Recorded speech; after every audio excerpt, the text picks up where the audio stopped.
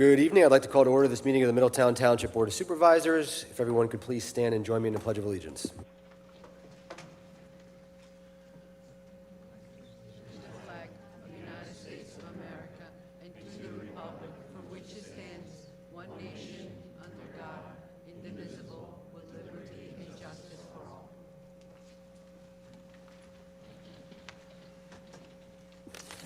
Ms. Corporal, would you please call roll? Mr. Cusack? Here. Ms. Hannah? Here. Ms. Kane? Here. Ms. Payne? Here.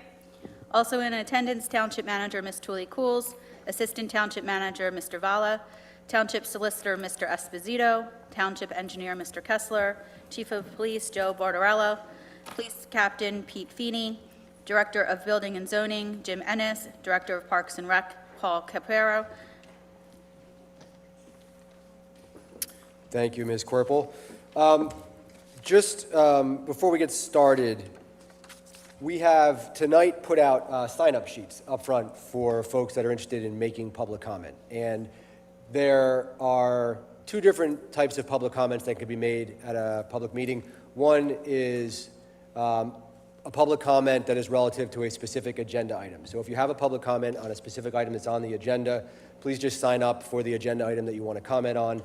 We also have a segment of the meeting which is for public comment on non-agenda items. So you can make a comment on anything you want, even if it's not on the agenda. That's a separate session. We do that first. So if you want to make a public comment on a non-agenda item, sign up on that sheet. Okay? All right. One upcoming event. The next Board of Supervisors meeting will be Monday, September 9th, 2024 at 7 o'clock. In the public hall. So special items. We have the Summer Recreation Program Charity Car Wash benefiting the Fostering Hope, Pennsylvania. Someone going to present on that?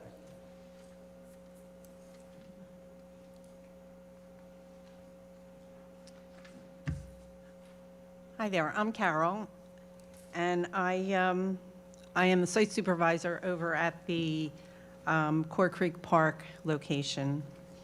So an idea and a pure intention can help change the world.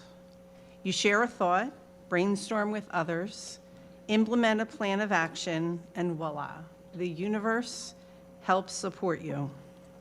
This is exactly what happened when I gave each camper a penny and told them to grow it into more. As in previous years, the campers from all three sites did extra chores around their house, donated their change from the snack bar at the swim club, found money on the ground, and participated in our annual car wash. Met family members, neighbors, friends, and the Parks and Rec people all supported us. Coming so close to reaching our goal, I reached out to Fleur Funeral Home in Richboro, who graciously made a donation, as well as the director, Kyle, who made a personal donation to our worthy cause. Being a family-owned business, they loved the idea that we were trying to teach our children that kindness does matter. I personally got to see how my campers implemented kindness to each other. Someone forgot their snack one day, and another camper willingly offered to share his snack. One camper didn't get very much candy when we did the end of the season piñata and felt sad about it. Many of the campers offered some of their candy and helped to fill the bag to the brim. One camper won bingo twice and offered their second prize to another camper. Small acts of kindness can take a lasting effect on another. We just never know how another person will be impacted by the kind things that we do. It is important that we teach our children while they are young, so that when they grow up and are out and about in this world, they will never regret being kind. So this year, our site supervisor, Jenna Degner from our community park location, chose to have our donations go to Fostering Hope Lower Bucks. This organization serves as a resource to provide clothing, toys, supplies, and meaningful help to foster parents. I have invited Janae, and Sarah from the Newtown chapter to give you a little insight on how our donation will be used.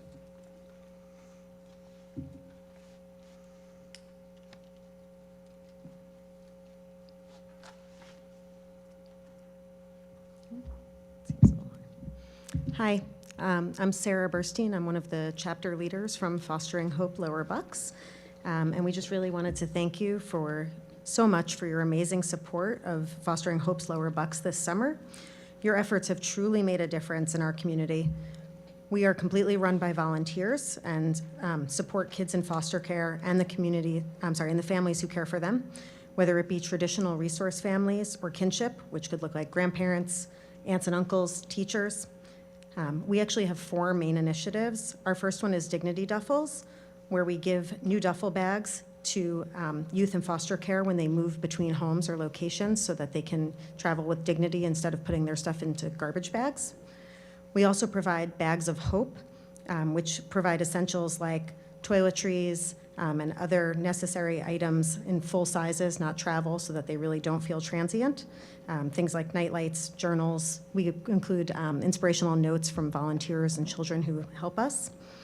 Our third and our mostly main initiative is our foster share closet, where we help provide families an opportunity to come shop for clothing, baby gear, school supplies, really anything that they could possibly need, birthday presents, holiday gifts, anything to really help make the child feel special. And our last and newest initiative is Fostering Phones, where we're actually providing cell phones to youths aged 14 to 21 who are not in a position to be able to afford them, to keep them connected, be able to maintain jobs, really transition out into the world and help them kind of get out on their own. So because of your support, we've not only raised money, but also brought in new volunteers, including a couple who connected with our mission on a personal level and have become key contributors, both through monetary donations as well as volunteering their time. And they heard about us, through your publicity and social media posts. So you're really helping to empower kids in foster care, support their families, and bring dignity to every child that we serve. In addition, like we said, please just let any family involved in foster care or kinship placements know that they can reach out to us for services. And thanks again for being just such an important part of our mission to create a brighter future for these kids. If you have any questions, or anybody does, or wants to visit our foster share closet, we're located in Newtown, in the Newtown Depot Shopping Center, and we'd love to hear from you and welcome you to come and visit us. Thank you.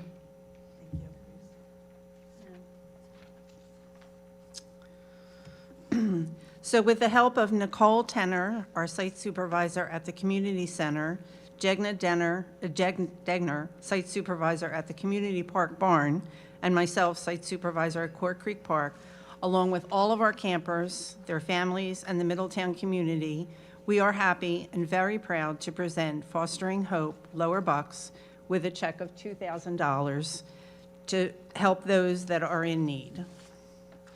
It is our hope that we can inspire others to change the world by being an example of how kindness matters and kindness is contagious. Thank you.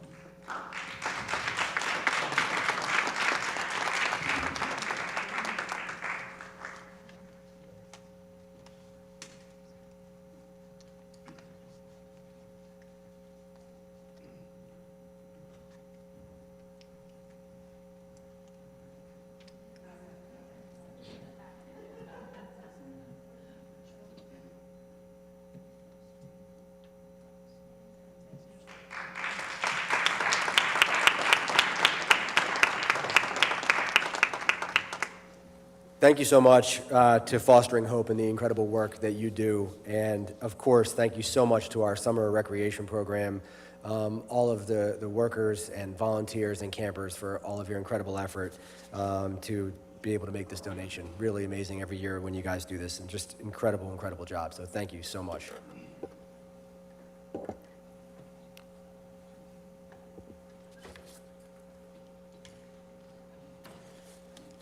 Next on the agenda, we have a conditional use hearing, and this concerns the circus event at the Oxford Valley Mall, which is September 12th through September 15th. Thanks, Mr. Cusack.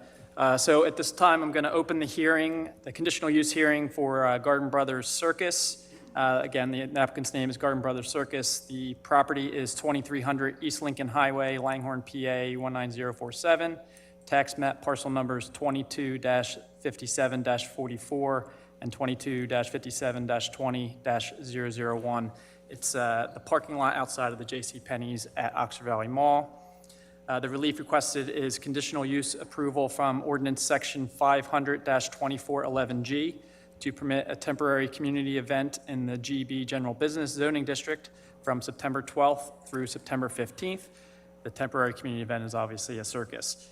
The application was reviewed by the Planning Commission at its July 11, 2024 meeting, and it received unanimous recommendation for approval. At this time, I'd ask anyone that wants to seek party status in this proceeding to come to the podium, provide their name, address, and reason for seeking party status. I will note that if you don't want to become a party, you still can make public comment on the application. With that, I'm going to introduce the board exhibits. Exhibit B1 is the application for conditional use permit received by the township on May 28th, 2024, with the following attachments: a letter of intent, a schedule of the events for the circus, and the site layout plan. Exhibit B2 is the notice of hearing and proof of advertising. It was advertised on July 28th, 2024 and August 4th, 2024. Exhibit B3 are the applicable provisions of the Township zoning ordinance, sections 500-3209C, which are the general requirements and standards applicable for all conditional uses in Middletown Township. Section 500-2411, which handles temporary community events, and Section 500-2411G, temporary carnivals and circuses. Exhibit B4 is the review letter provided by the Township Engineer, Remington and Vernick Engineers, dated June 20th, 2024. There are no objections to the board exhibits. I'd ask the applicant to provide a description of the event. Are they on Zoom right now? Yeah, I'm here. Okay. If you could introduce yourself and give the board a description of the event. Yes, hi. My name is Kylie Shepard. I'm the vice president of Garden Brothers Circus. So basically, the circus is held under a large big top tent.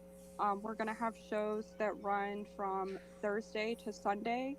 Other than the circus performance itself, we do offer a concession, a kids fun zone, which is like inflatables, rock climbing wall. We do have pony rides. Other than the ponies, the only other animals that will be on site is our dogs. There's a dog act from America's Got Talent. We will be coming on site the Monday the 9th. We'll set up so Monday to Wednesday would be set up. Like I said, we would do shows running from Thursday to Sunday, and then we will be off the property sometime Monday afternoon. Our staff will be on site. They stay in RVs. We'll do dumpsters, portable toilets. That's, yeah, basically a summary of the event. Mr. Rennes, can you provide the board with some additional conditions that the applicant has agreed to and what your review of the application was? Sure. So the application was fully reviewed by the Planning Commission, as Mr. Esposito already covered, as well as the Township Traffic Engineer and the Township Engineer. Through that, they've agreed to a traffic circulation plan that will be sure not to interfere with not only the operations of the mall, the construction of the mall, but also the operations of Sesame Place. They've also given us enough detail that they have the adequate parking. It will be even further reviewed by the fire marshal's office, as well as the electrical plan reviewer and also the building code official. They will also post an escrow to further cover any kind of additional costs for police, fire, and emergency services coverage. They've also gave details on how they'll be treating any kind of waste management, and also it'll be 10 events over those 4 days, all within compliance as far as the hours of operations for our, in line with our ordinance. And I believe, Kylie, if I'm not mistaken, about expectancy anywhere between 800 to 1,000 people per event. Yes, and again, our tent does seat a little over 2,000 people. We rarely sell out, but we can get up to 2,000 people. But on average, it's 8 to 1,000.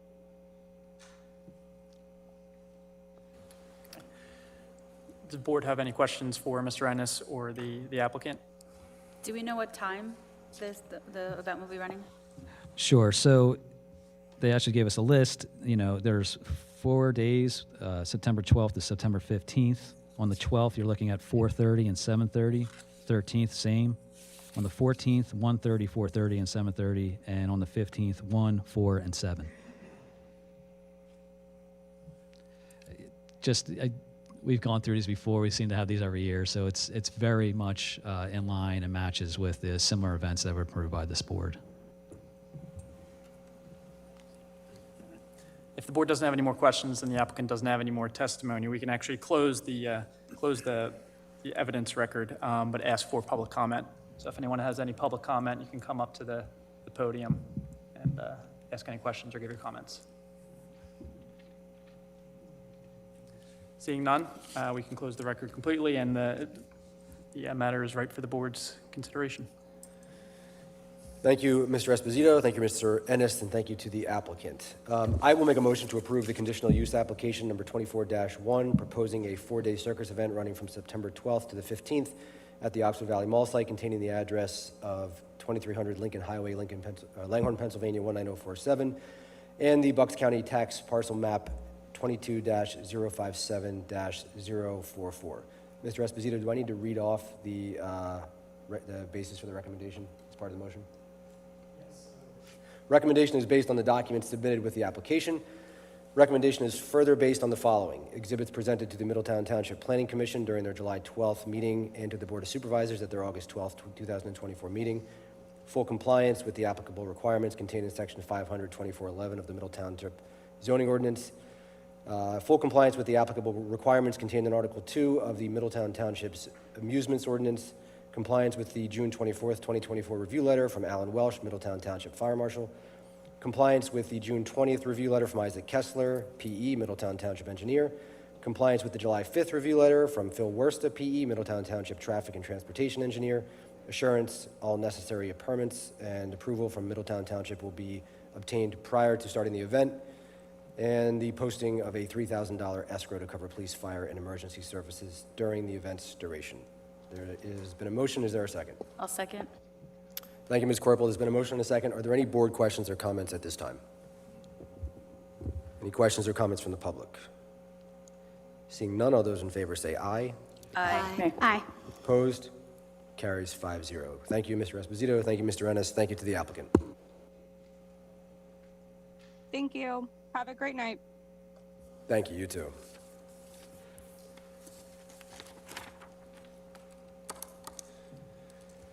Next on the agenda is public comment on non-agenda items. So this is public comment on non-agenda items only. I do have the sign-in sheet for folks here. So when I call your name, come up to the podium, and then please just state your name and address into the microphone for the record. First, we have Dave Cahill. Yes, sir. Please just state your name and address. Hi, Dave Cahill, 462 Cynthia, Pendel. The last time I stood at this microphone was 16 years ago. I'm a former member of the Pendel Fire Company, and I asked questions about the purchase of their rescue truck back in 2008. And I have to tell you, things didn't go too well after I went in front of the microphone for the Pendel Fire Company. So I have some questions regarding Tower 8. And I've already had a little bit of conversation with the township manager about this about a year and a half ago. So I'm having a problem getting, I put in some right-to-know requests, one with the township, one with Pendel Borough, and I just submitted one last Tuesday with the Pendel Fire Company. And I'm having a hard time getting a copy of the loan documents that I requested in that right-to-know request. So I'm a little curious about some things in the loan documents, specifically income that was listed on the loan document. I'm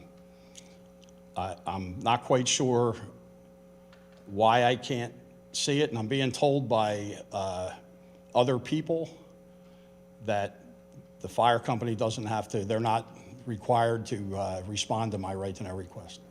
So I'm just a little curious on how they qualified for such a big loan. I know the truck was very expensive, and I know the township supplied the money for the tower. But I think the loan was quite huge, and I'm just curious how they qualified for that loan. Does anybody have any information regarding Tower 8's loan or loan documents? You put us in a difficult spot, because I think the question of what we can and cannot say publicly under right-to-know laws, I'm not sure any of us are prepared to answer that tonight at this meeting. If you have specific questions in terms of what you're looking for, this is the first time I'm hearing this. I was unaware of these right-to-know requests, and certainly the Pendle Fire Company is a separate and distinct entity from the township. So I'm aware. I can't obviously speak to their response to Right. your requests.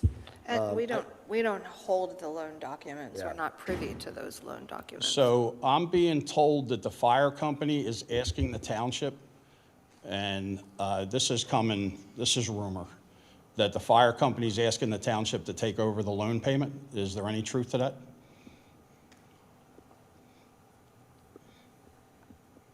The only thing I can tell you is that we are working with all 4 volunteer fire companies right now on a joint apparatus plan. There's no specific request to the board related to that right now, but we are working with all 4 fire companies to move toward a single agreement and a single apparatus plan. So the fire company did not ask for the loan to be taken over by the township? I understand there's a contract that is being worked up. The township is in the process of working on a single contract And with is the all loan- 4 fire companies. Yes. That is in process, that none of these details have been resolved yet. And the Everything loan- is the lo- under discussion, including how the apparatus plan is going to be funded. And the loan is not part of those contract negotiations, taking over the loan payment? I don't have any information about the loan that Pendle has for that truck. Okay.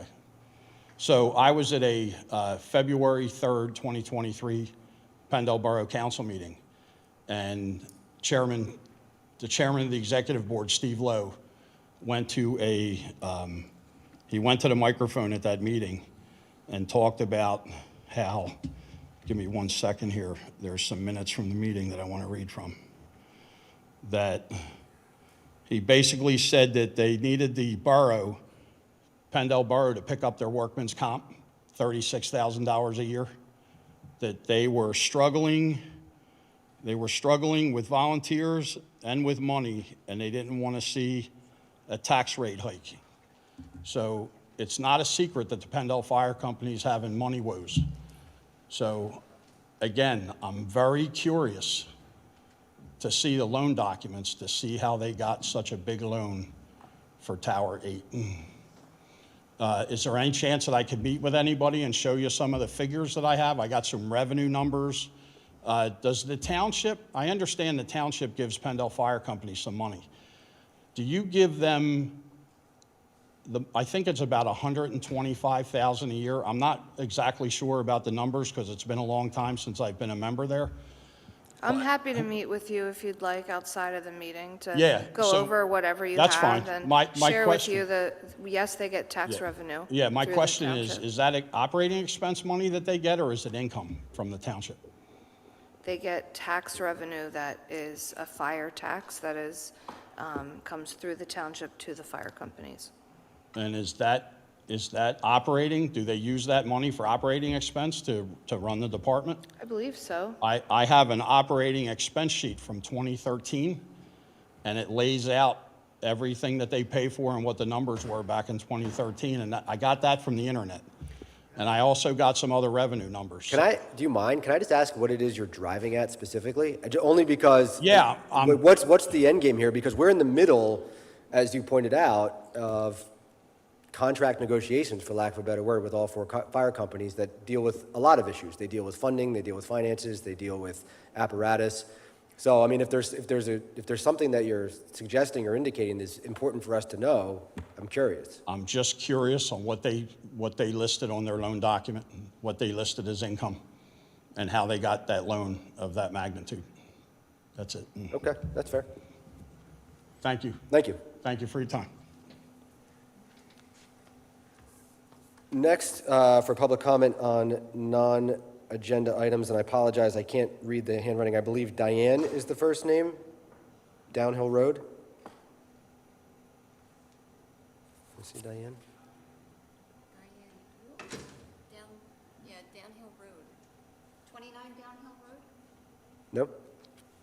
Okay, next is Eric Bruno. Mr. Bruno.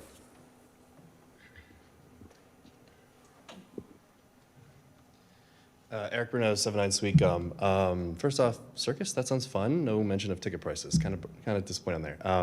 No, but really, I just want to give kudos to our maintenance team. The past storm, they were out there.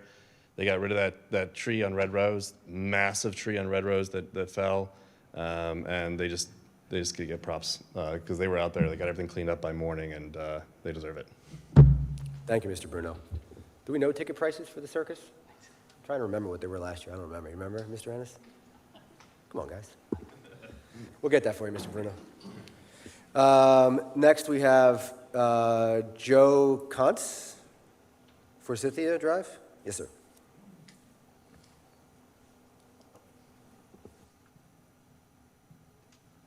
Good evening. My name's Joe Kuntz. I have a couple properties in Middletown Township. I'm married. I have 4 children. I own a construction company named Kuntz Construction. I sit on a few boards myself, so I appreciate you guys' time here tonight. I know nobody's getting a big check, but I appreciate the care and concern you have for the community. And I bring to you some concerns of my own. Working in the township over the last 6 or 7 years on building projects, residential building projects, we've been able to maintain a 5-star reputation with our customers and with the townships that we work in and the communities we give back to. This township has given us a less than a perfect experience when it comes to obtaining permits and reading code and interpreting it when it comes to residential building projects. I will be under 5 minutes, but I will give you 3 examples. And the reason that I'm here is I'm here on behalf of the residents of this township and on behalf of the small business owners that do business here. Some who don't have the time to come here and others who may be afraid to speak up. Back in February, we purchased a house on 87 Forsythia Drive East from the sheriff's sale. That is an as-is, where-is sale. You buy, you get what you buy. It's a cash sale. There's no walkthroughs. You don't know what you're getting. I have years of experience with this. This is not my first one. That's on a Friday. The Monday following, I stopped in at the township. I spoke with Tom McCool, who I have a long-standing relationship with. I told him what we wanted to do. We had some conversation about what the township would require in terms of permits, in terms of a permit submission package. I didn't agree with some of the things that he said, like having blueprints for an entire electrical plan that we weren't planning on redoing the electrical, but anyway, that's not here nor there. Let's fast forward. Later that week, we had Sandy, the inspector, come out to the job. She went inside without our permission. She claimed we were doing demo without proof. They stopped the job. They slapped a bunch of stop work orders on the property. We weren't allowed to go back there. We were asked to submit building plans, which we did. Obviously, it takes a couple weeks to draw those because we have them done professionally. But we felt we were well within our rights to do the clean out that we were doing. The stop work order was issued on HVAC ductwork from the attic, and if you know these houses in Levittown, they have the kind of the old school big ductwork. This was a house where a woman lived her whole life. She passed away. Nobody wanted the house. That's why I went to sheriff's sale. It was full of stuff. We took out 4 40-yard dumpsters, probably the size of this podium, of items from the house that was just trash. Anyway, so in the midst of cleaning all this out, we take the ductwork out of the attic because we are trying to clean out the attic, and we can't really climb over this stuff. So that was the basis for stopping the job. We felt that that was unfair. That was the first thing. The second thing was them coming inside without our permission. And they said, well, we asked the guy on site. Well, there were Spanish guys working there. There was, I guess, maybe a language barrier, whatever.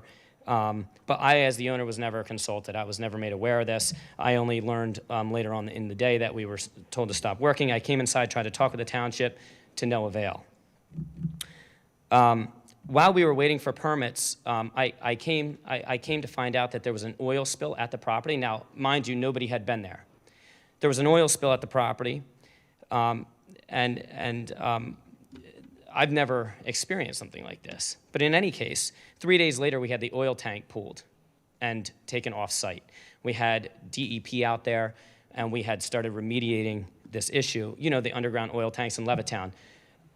You know, if I would have known this, I would have never bought the property. But in any case, you inherit what you inherit in these kind of situations.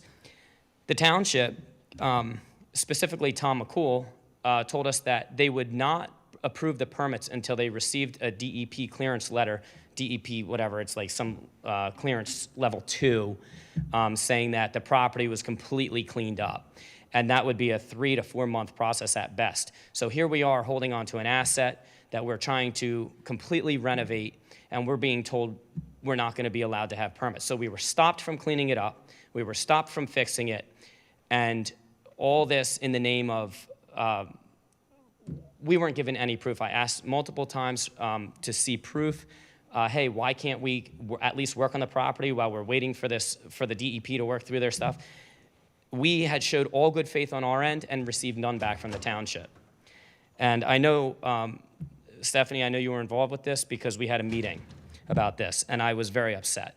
It wasn't right. I brought in Mr. Mike McGinnis. I'm sure you guys may have heard of him before, because we were just, well, let's fast forward. We got the oil tank out. We're waiting for the permits to be approved. We're being told we can't have them. I was then told that in order for us to get the permits, we would have to pay the permit fee times 2 with fines, because we had initiated demo without a permit. I was then, that just added so much insult to injury. I then retained Mike McGinnis and said, hey, can we have a meeting? So Stephanie was there, Jim was there, Tom was there. It was a very cordial meeting, but the end result was the fines. They kept the fines. They told us we couldn't do the work until we had the necessary documentation from DEP. I just think that I think that is completely, I didn't agree with any of that. So, long story short, Tom made a comment to me, and it's on camera, that he's enforcing these kind of mechanisms to teach guys like me a lesson. And I don't know what that means, but I do know that for all the guys and men and women in this room that work hard for a living, that comes across as extremely, well, I wouldn't talk to my children that way. I can tell you that much. What are my options in this situation? Let's fast forward to 741 Fulton Ave. It's a addition we're building. It's a 3-season sunroom. I dropped off blueprints the blueprints in June for building permits. Hadn't heard hide nor hair. I called 30 days later because I know there's a 30-day window to either approve or to ask for more information. I was told that I failed to leave an escrow check along with my permit submission. Now, I've never heard of an escrow check for residential work, and I'm not sure if anybody in this room has, but I do know that all the other contractors that I work with and all the other residents I've talked to have never heard of such a thing. So when I asked Tom, why wouldn't you ask me for that when I dropped off my blueprints? Why have you never asked that? Not this year, not last year, and not in any previous year on any job, of which we've done dozens here. He said, well, I should be lucky that they didn't do that on the other submissions, but that is a rule and they've chosen to enforce it. I don't know if that's discrimination, but it sure seems like it.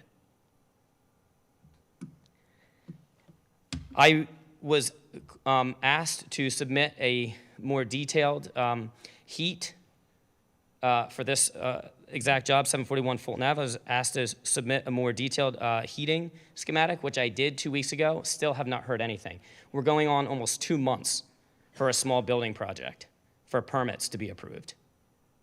And by the way, I did leave the $500 escrow, much to my chagrin and disagreement. Only because I took a deposit from the customer and I don't want to hold up the job for them. The last thing I'll say is 736 Avenue F. We had a customer who asked us to take a second-story deck that was attached to the back of their house. They wanted us to take the old boards. It was about 40 years old. It was original to the house. They asked us to take the old splintered wood off the top of the deck, and they asked us to put just a new surface. We're not rebuilding anything. We're just taking off the surface and redoing it.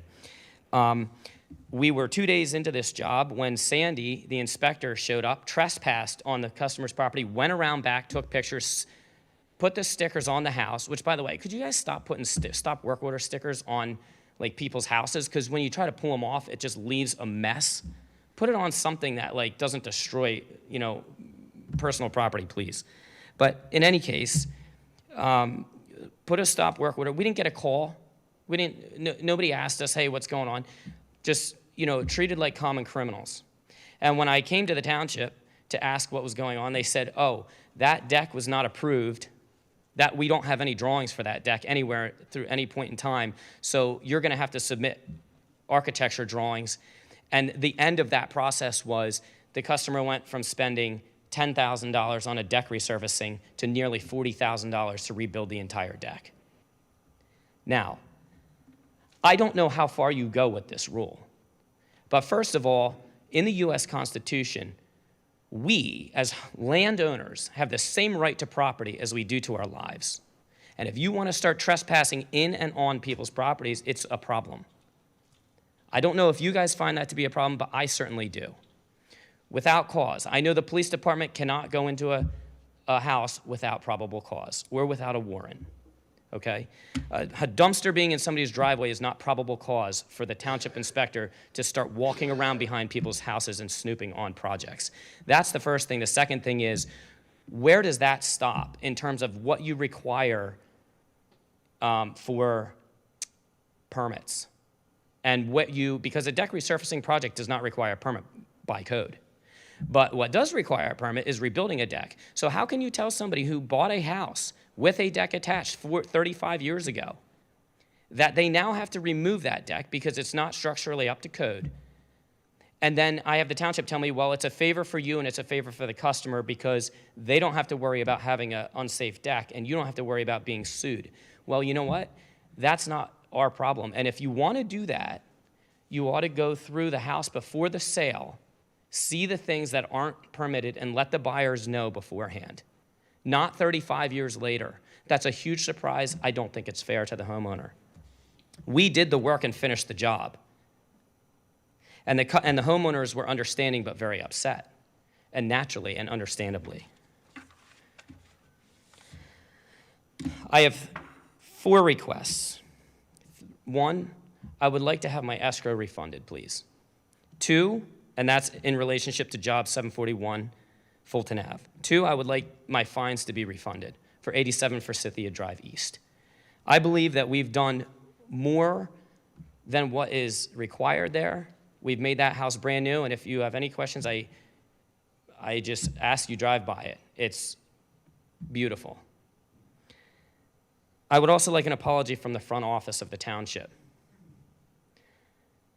because ultimately, this red tape that they put us through without any legal explanation has cost us many, many thousands of dollars of holding costs for property that's just sat there while no progress has been made. Thank you. If I could respond just for the board's benefit, the public's benefit, I'll keep it brief. Sure. Very important to know that, yes, we met with Mr. Kuntz and his attorney, Mike McGinnis.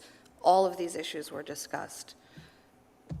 Mr. Kuntz, with his attorney, well aware of the township's position.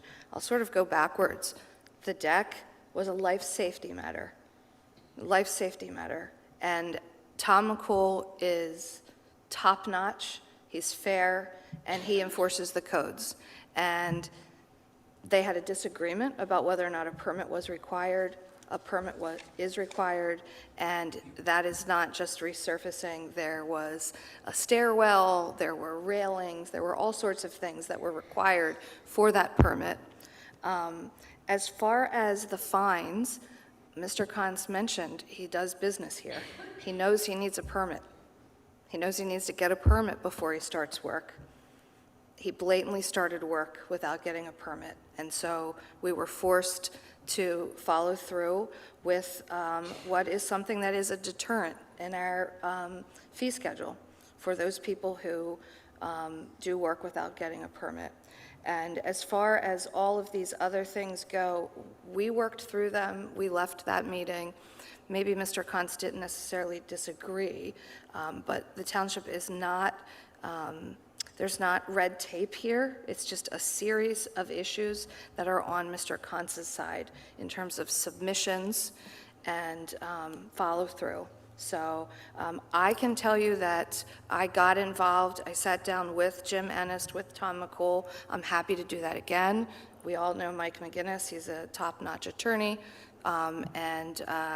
You know, we're happy to sit down with you and continue to work with you, but the township is, you know, not in a position to do any of those things that you requested.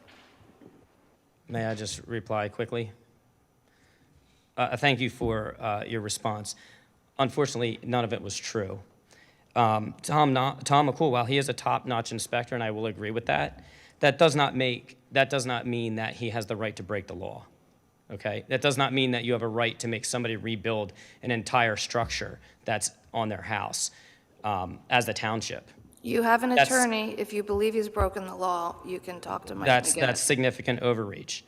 And the second thing I'll say is, you don't need a permit to do a clean out. So when you talk about holding up a project for 3 months, and you talk about working through all these issues, we didn't work through any of these issues, actually. We had a very brief meeting upstairs where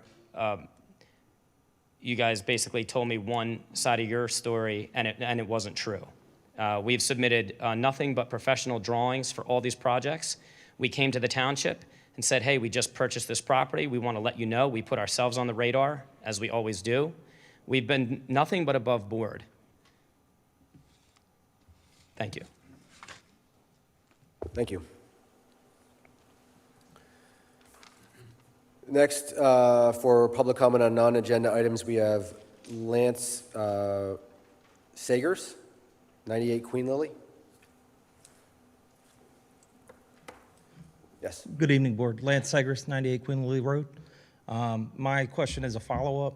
I discussed with you guys last time in regards to apartment approvals with the ordinance. The last apartment approval, the Orchard Square, I believe it was Ms. Kane that discussed the ordinance being the stumbling block as to why, you know, we are building these big structures and condensing population.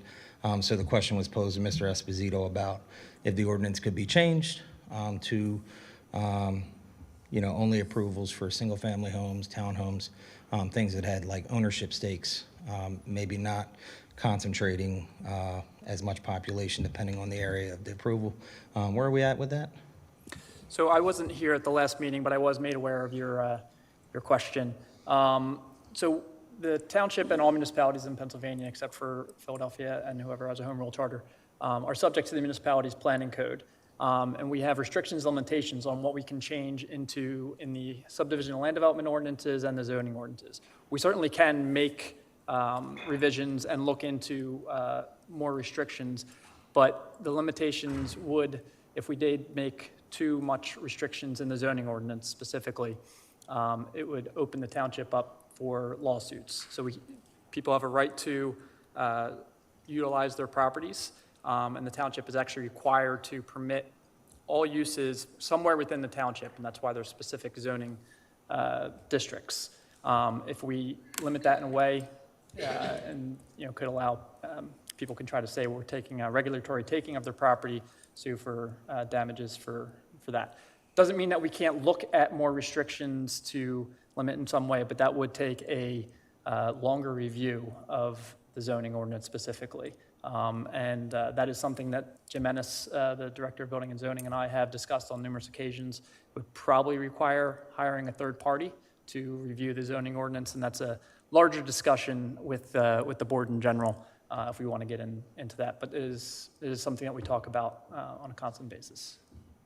Okay, thank you. I'll be following up. Yeah. Thank you, Mr. Esposito, and thank you, sir, for following up with that inquiry, and we will continue to look into it. I think,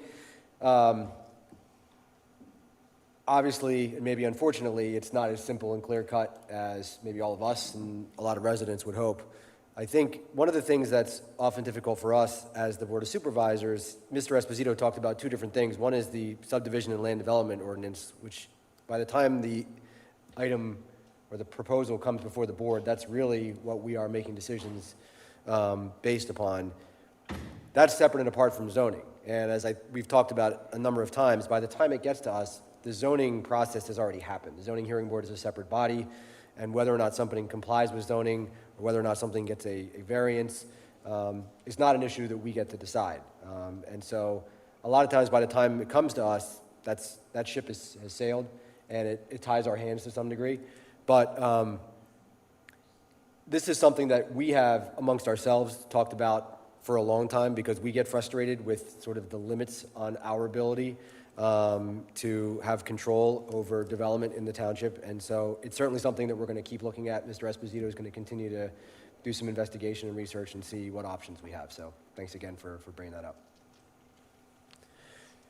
Next, public comment for non-agenda items, Mike Kelly. Actually, I made a mistake, folks. It's on consent item 13. Okay, so we'll table you until we get to that item. Thank you. That's everybody I have on my list. Is there anybody else who wants to make a public comment on a non-agenda item? All right, seeing none, we will move on to the consent agenda items. And those are, item A, consideration of authorizing payment of the August 18th, 2024 bills list in the amount of $2,158,740.16. Item B, consideration of approving the July 8th, 2024 minutes of the public meeting of the Middletown Township Board of Supervisors. C, consideration of the 2024 liquid fuels program change number 1 for a negative 97 cents for adjusting quantities and contract items for line striping associated with the contract. D, consideration of 2024 liquid fuels road program payment certificate number 1 in the amount of $331,368.47 for completed work per the contract items.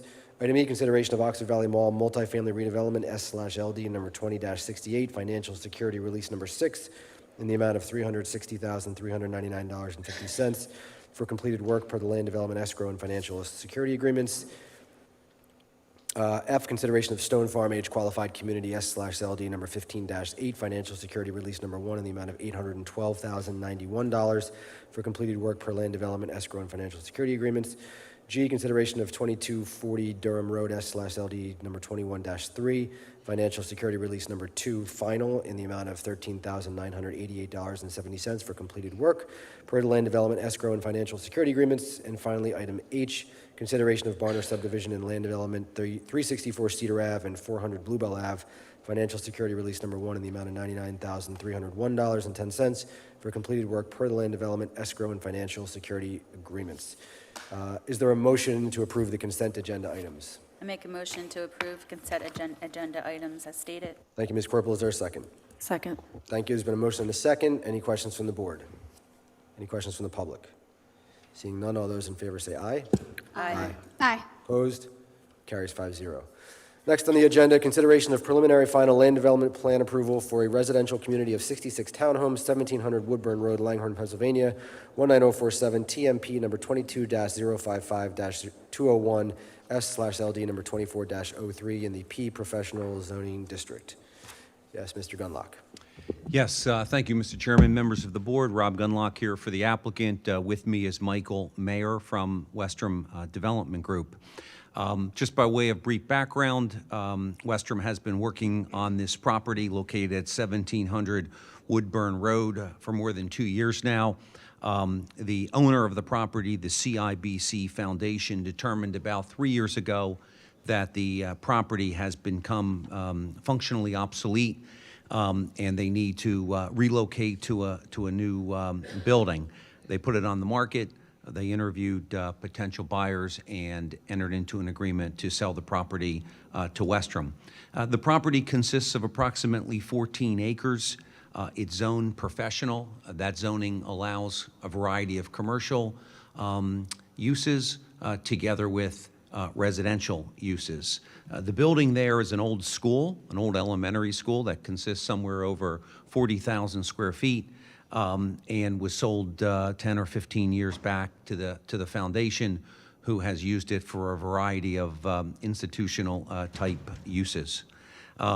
Those building, as I mentioned, is in poor condition, and they've started to let it go, knowing that they're selling the property. Westrom began about 2 years ago meeting with the surrounding residents on North Cobalt Ridge Road to discuss a proposed redevelopment with the plan, and had some rather good conversations with the neighbors and worked through a variety of plans before they formally made application to the township. They then worked with township staff and the planning commission and presented to this board as well a plan that contemplated attached homes with open space on the property, and that open space would surround the rear neighbors to provide a full 50-foot buffer along the rear of the property that butts up against the North Cobalt Ridge Drive homes. There were a few other items that the residents were looking for, one of which was a left turn lane on North Cobalt Ridge off of Woodburn. It's quite a dangerous situation, as they described it now, with potential rear ends, and so the applicant, through consultation with PennDOT, has been able to put together a PennDOT plan that contemplates a left turn lane at that location. There were a number of other conditions that we had discussed with the neighbors that spilled over to discussing with the township, and ultimately it was presented to this board last year, and the parties entered into an agreement that codified all of these conditions. Those conditions are all referenced in an agreement that was signed between the parties, and those conditions ultimately were incorporated into the plan set. The applicant has fully engineered the plan. They've revised and resubmitted on multiple occasions. They have already obtained their NPDES permit for stormwater from DEP. They're in the process of resubmitting to obtain their PennDOT permit for the Woodburn Road improvements. We have several review letters from the township engineer dated July 3rd, the township traffic engineer dated July 5th, Bucks County Planning Commission dated June 24th, and the township fire marshal of June 7th. I would describe those letters as containing minor cleanup items, all of which ARA will comply. The applicant did meet and review this plan with the Planning Commission, who recommended the grant of preliminary final land development approval, and the applicant is respectfully asking this board this evening to grant that approval, subject to those 4 review letters, and a full will comply on all of those items. Thank you, Mr. Gunlock. Any questions from the board for either Mr. Gunlock or? Oh, there we go. Yeah, we were having some technical issues, but there's the plan now. Any questions? How many total homes are being proposed? It's 66 homes on the site. All of the homes, as you see, they're configured per the plan that's on the board. They all respect the full 50-foot buffer along the adjacent residential homes. In addition, there are deed restrictions that are being placed on the plan to prohibit any improvements whatsoever within that buffer area. No sheds, no pools, just retain as open space. Also, there will be a planned community association that is responsible for maintaining that open space for the community. Do you have a visual of what these homes will look like? Yes. We have renderings for the homes that were previously presented to the township. I can hand those up to you. Thanks. I don't know that we have it on a disc. Yeah, here you go. You can hand these up. We'll keep one, yeah, thanks. So what you're seeing here are renderings that were prepared by Westrum's builder partner on this project that show a 3-story townhome with a 2-car garage, 2 parking spaces within the driveway. We have elevations that were prepared for the front, the rear, and the sides. And these were, as I mentioned previously, delivered and reviewed with the township. Facades are staggered, each one slightly different, and prepared for this site.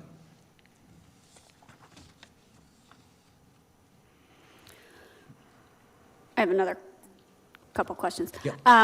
When you say there's an HOA, that means that they will take care of, plowing the roads and maintenance, as well as will there be, what will their setup be for waste, like trash? Yes, so there'll be a planned community association. I think for slang, everyone calls it an HOA for homeowners association, but technically it's formed under the Pennsylvania Planned Community Act. And that planned community will own and be responsible for maintaining the open space, the roadways, including snow plowing and maintenance of the roadways, the mowing of the grass, the maintenance of the landscaping. Also, as referenced on the recorded plans, they'll be required to maintain the perimeter fence and the landscape buffer that is being installed. There would be one company that would mow the entire grass in the community. We agreed with the neighbors that this mowing and landscape work will not be completed on a Saturday or a Sunday to interfere with them. And all the trash cans will be stored in the garages of the proposed homes. They all will have a 2-car garage. Is there any, now it doesn't look like it, but I just want to clarify because I did see this question online a few times from individuals. There is no cut-through road that goes from Cobalt Ridge into this development. Is that correct? That's correct. No cut-through road. If you look at the plan, there is that tail that runs on the left side there, which, as I understood it, was some type of walking trail when it was an elementary school for cutting through, but that's not being proposed for any trail whatsoever. It's just simply deed-restricted open space. And you don't see this ever being developed into a cut-through road of any? Correct. No road possibly, the way this is designed and laid out, no road possibly could ever come through this site. That's why we have 2 access points on Woodburn, and it properly serves the community.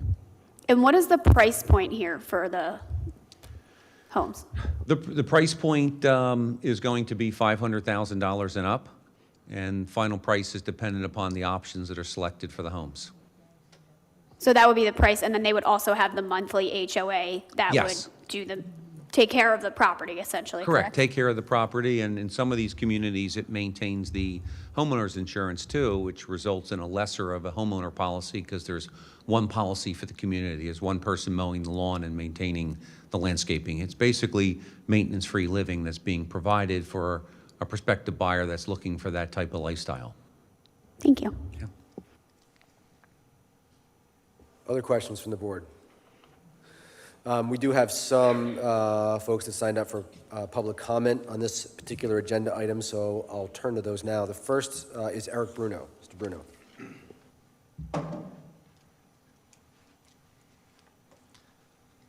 Don't take this personally. Okay, so I heard about this from the planning committee, and I just have so many thoughts. All right, so first off, 66 homes in an area that was a school. We have to ask ourselves a couple questions here. What type of community do you want to live in? Affordability, first and foremost. $500,000 and up. Now, these are not going to be $500,000 townhomes. They're probably going to end up being close to $800,000. As somebody who's worked in real estate financing for well over 20 years, God, I'm old, it's just how new developments work. That they're going to add option and option and option, and oh, we have to have the porcelain fixtures and all so on and so forth. So we're not going to have any affordability in Middletown Township, and this is going to be fantastic for my house. I have a half-acre single-family home, and then when these go up, I'll have some comparables that'll raise my values. But who's going to be able to live here? And I'll get to more in affordability in a bit. But who is going to live in these? We know that they're going to be so expensive, and it's just going to be New Yorkers and New Jerseyans fleeing their state after they ruined them from high property taxes to coming over here, ruining our community. I'm not into that. How is this going to increase the closeness of our community, or is it just going to drive people apart? Well, we already just talked about there's no cut-through, so it's not going to be attached to the community, the neighborhood that's right there. They're going to be insular. And just real quick, is there going to be any, there's not going to be any gate on it? No plans for a gate onto this community? Correct. Okay. All right, well, that's one thing. So, but it's still going to drive things away. Is our infrastructure ready for this? Another 66 townhomes in here? I mean, we've had flooding issues left and right. Yeah, wastewater flooding issues. We just created a entire new advisory board for that. The increased stress on our infrastructure, it's just going to go down farther. My alma mater, Penn State, actually did a study on Scarsdale, New York. And if you're not familiar with Scarsdale, New York, it's actually a pretty interesting story. It kind of relates to Middletown Township, Levittown, and all that, where as the values in the 70s, well, people in New York in the 70s, 80s, and 90s fled New York. They fled to the suburbs, and it was Scarsdale that they fled to. And values in Scarsdale, New York kept on going up and up and up. And the quality of life in Scarsdale kept on going down and down and down as the values go up, because there was just no sense of community. It really wrecked the to use the word the kids say, because I'm old, the vibe of the area. It just didn't work. I lived in Texas for 4 years. Texas did the same of this unliquid building left and right, and it's just a horrible situation about what type of community and world that we're going to live in. Real quick, they did call it a planned community. It's not. It's an HOA. A planned community is what Levitt built in the 50s. Planned community was, we have schools and we have shops and recreational areas. This has a wastewater basin with 66 townhomes. I want to harp more on affordability here. There's an economic development plan that's smart, and then there's economic development plans just for growth's sake. And we're definitely falling into the farther. And so, side to this, I've sat here every single meeting and see the board over and over and over again approve all these expansions, and 5-0, by the way, 5-0, not even a dissent, of we're going to expand out the Oxford Valley, which is actually before I started coming to the board regularly, but the apartments that were built, they're being built up near Neshaminy High School, that's being expanded as well, and that's not going to be affordable at all. I did not grow up here, but I know people who have. Can I ask you, is a 2016 graduate from Neshaminy High School able to afford to live here? Personally, I know him, and the answer is no. He's 26, married with a kid, both incomes, and they can't afford to live in a house in Middletown. He grew up here, and he wants to live in the same community that he grew up in, and he can't because we've been building these very expensive homes, and we've been expanding out and just growth and growth and growth. And yes, I do understand that part of it's the world that we live in, and unrequited capitalistic growth is just needed, but I think we can stifle that a little bit. I've been told that before that I've asked for things. I didn't want to come here with just complaints. I want to come here with some solutions, and I know my solutions are massively wild and out there, although I don't think they are. And I've been told that I've asked for things that's not how it's done. But honestly, what we could do if we want to have affordable housing in this Middletown Township, then the township should just build it. The township should own it. We don't have to have, it'd be $45 to $50 million in profit that they're going to make that the township wouldn't have to make if we took on residential development plans of our own. And don't tell me we can't do that. We own a bloody country club in the township. So it can be done. The township can own a residential project. We don't need to put in granite countertops or porcelain fixtures, and we can make these homes affordable to people that actually could live here, regular middle-class people who have two incomes making $75,000 to $100,000 as combined income. I know many in the planning committee did say no to this or had massive questions, and they're right.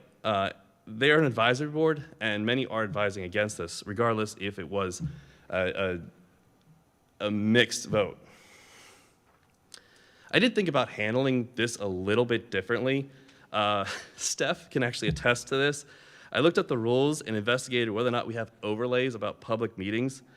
We don't. So I looked at the Sunshine Act and I read through the whole entire thing. I considered filibustering by public comment, speaking for 4 hours, pushing this out. As long as I was able to keep adding new information, I can technically keep talking. I considered reading from Marx on land ownership in the investor class. I considered reading the previously aforementioned Penn State study. I practiced that in a mirror, and after an hour, I got through about 1/10 of my material. And maybe you'd have Joe over there lead me out in cuffs, which I even consulted and put on retainer a civil rights lawyer. But I did decide to spare you against it and appeal to your better wiles. Honestly, screw the lawsuit threat. I'm willing to risk it. Our solicitor over there, is he not secure enough in his prowess to handle it? I think he is. But at the end of the day, we need to start thinking about what we are as a township, as we are a community, and where we're actually going. Are we going to be unrelected growth in values and price everyone out except for the ultra-rich? Or are we going to be a community of real people? I know I'm releasing all of this on with this one specific topic, but if I see a 5-0, I'll just be so disappointed. All right, thank you. That is all.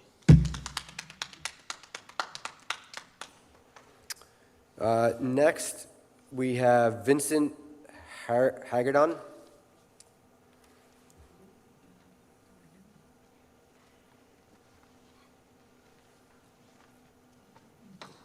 Good evening. I'm Vince Hargadon, 41 Spindle Tree. I'm here to talk for the people that are currently clients of the Delta Community Services. And I know there's a lawyer and an engineer and all these other guys, but I don't think they care about the people that are currently being cared for in Delta at that location. And it's going to change them. COVID pretty much beat these poor people to death. But I don't see any consideration of the clients that are there now. As a parent of one of them, I just wanted to see the board, see if they can get something from developers and lawyers for the clients that are there now. Where are they going? Nobody knows yet. They're going to be broken up into smaller and smaller groups. But if we don't defend the defenseless, there's not much hope for us as a community. And Delta's been an important part over there. Thank you. I'd have rather seen it a park.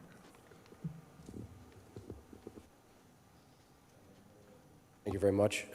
Next, we have Beth Pollock.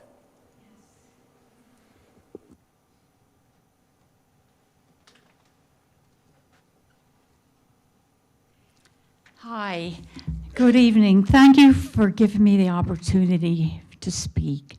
I was in the class of 70 of Neshaminy High School, and I moved back home to this area almost 13 years ago, and I wouldn't want to be anywhere else. I love Lower Bucks County, and I'm very glad to speak to you today. For the past year and a half, I have been a volunteer once or twice a week at the ERA food pantry, which was in the back of what was the Eisenhower Elementary School. I'm not volunteering there anymore for personal reasons, but it was a very worthwhile time I spent. I was in the back helping get with the food preparation. I've been aware of this project at 1700 Woodburn Road for quite a while, and I am totally against it. For one reason, I have often been a guest at Our Lady of Perpetual Help Church, Byzantine Catholic Church, which is almost right across the street from the property where the development was. I have talked to Father, I think his name's Father Paul, the priest at the church, and I seriously feel that this development would seriously impede the peace and tranquility that the parishioners of this church need as they attend church every Sunday. I have been at this church, and it's a lovely atmosphere. And with the hustle and bustle of this community and the extra traffic that would be right in front of the church, I think this idea would be very detrimental to the peace and serenity that the community residents expect going to this church. The other thing is, I think this development is the first one that's been proposed for this property. And I really feel that I wish you would really take your time, because, you know, there's no rush to do this. You know, with the development, when it would take place, would be there permanently. And I just feel that, you know, if this was the first proposal for this property, I beg you to consider other alternatives. I often take the 128 bus to Bristol to the Grundy Library. And the Grundy Library,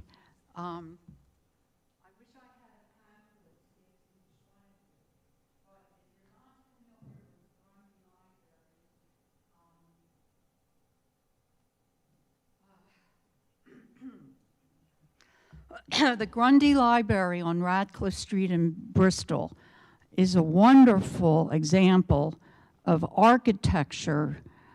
I mean, this library must be one of the most wonderfully designed libraries in all of America. It fits in totally with the surrounding environment. This library, you go into the library on the second floor, and then stairs or an elevator take you downstairs to the main level of the library. And they have floor to ceiling windows that overlook the Delaware River. I mean, it's just not a regular library. It is a beautiful building that uplifts your spirits. And my mother in the audience was there recently for the first time, and with her walker, she was able to take the elevator down. I mean, really, if you want to go to a place that really uplifts your spirits, visit the Grundy Library. And the reason I mention it is I strongly feel that the Grundy Library, whoever designed it, the architects, did such a wonderful job. It is a wonderful design, and it benefits the community tremendously. And, you know, this property is very special. I know from volunteering, a lot of times I would walk there in the morning and get a ride home. And I would walk up from Walgreens, I would walk up Woodburn Road on the sidewalk and cut through the large expanse of green grass on the front of the property. And I don't know if you know it, but on the front of this property are about 10 trees, big old trees that are probably have been there as long as Levittown has been there. And in this day and age, when everybody is chopping trees and taking down things that are beneficial. You know, I mean, it's just, why can't there be a design that takes these trees into consideration and preserves them as part of the design? And, you know, like with the Grundy Library, I don't know who designed it, but you know what you could do? You could have this is a magnificent piece of serene property right in the smack of Levittown. And Levittown residents go by it all the time, some probably twice a day going to and from work. This property has the potential, you know, you could have a search for an architect from all over the United States, because if, you know, and I just suggest the Grundy Library as a wonderful example of what is possible. And also in Lower Bucks County, I just think that would be so helpful, you know, in Lower Bucks County to have an architectural development. Sure. I don't mean to cut you off, but I understand your point. And I've been to the Grundy Library many times. I'm sure we all have, and it is beautiful. But the township doesn't own this property. It's not our property. And so we didn't decide what to build there. I mean, and this kind of is in line with what all the comments were tonight. Mr. Bruno, I mean, your cause is always noble, and sir, I certainly share your concern with the folks who rely on Delta. There's a piece of property, the property has been sold, there's a developer who has bought it or is under contract to buy it, and this is what they have proposed to build. We don't get to decide, no, we don't like houses, we want you to build a library instead. I mean, we have... No, I'm not saying a library. It's just use the Grundy Library as an example of the possibility of having an architect. You know, look, I wish the food pantry could stay there, because it's a wonderful location and it really benefits the community. But why couldn't, I'm not saying another library, but why don't you have, sure, I understand it probably has to be developed. The old Eisenhower School is in bad condition, but why can't it be something that really benefits the community? And I want to just say something else. Because we don't have that power. People think we do. People say this all the time. Why did you put a Chick-fil-A there? Why did you put, you know, a car dealership there? We don't have the right to tell an owner of a property or a buyer of a property what they can and can't build there, as long as it complies with the zoning. And so we're beyond the zoning phase with this particular property, and we're now at the point where we have a plan in front of us to approve. And so we just, what you're suggesting, I understand your point, and I'm not saying I disagree with it. Your point is well taken, but we don't have the right to just say to this developer, we want you to build something other than townhomes. We'd rather you build something like a library or something that could benefit the community more. I mean, we don't have that power. Well, the thing that concerns me is, I'm sure we've all seen the apartments going up at the Oxford Valley Mall at Lee Square.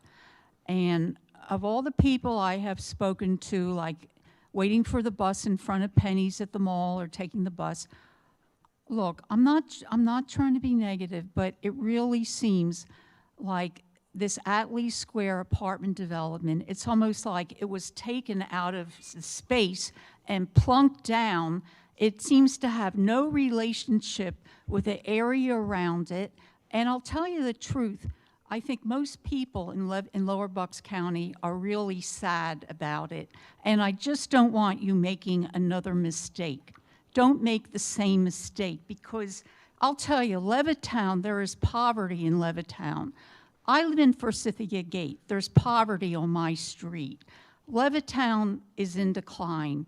And the last thing we need is some kind of development that's going to be demoralizing and negative to the spirits of the people in Levittown driving by every day.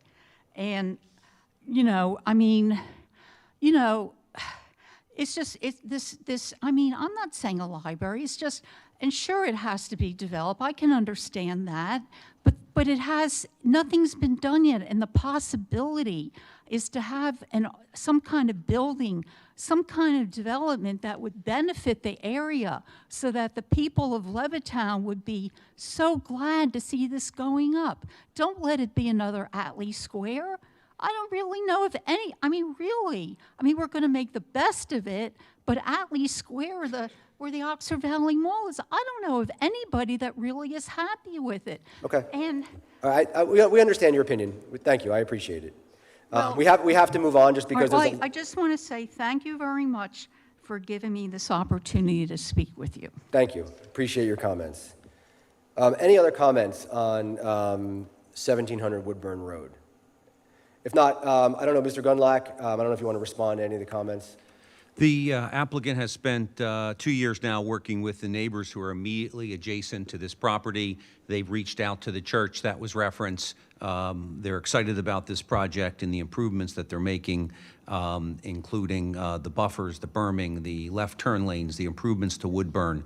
We've worked in detail with the township staff and township professionals to come up what we think is a really nice redevelopment plan for those who live in the area, and we respectfully would request your support to move forward on the recommendation, given that it's our position that it's a complete will comply on the few open comments that remain. Yeah, thank you, and I think a couple of points. One is, ma'am, Ms. Pollock, you did reference the visual appeal of the property, and if I'm not mistaken, there is going to be a wide area of trees and landscaping buffering between the roadway and the homes, is that correct? Correct, all along the frontage. Yeah.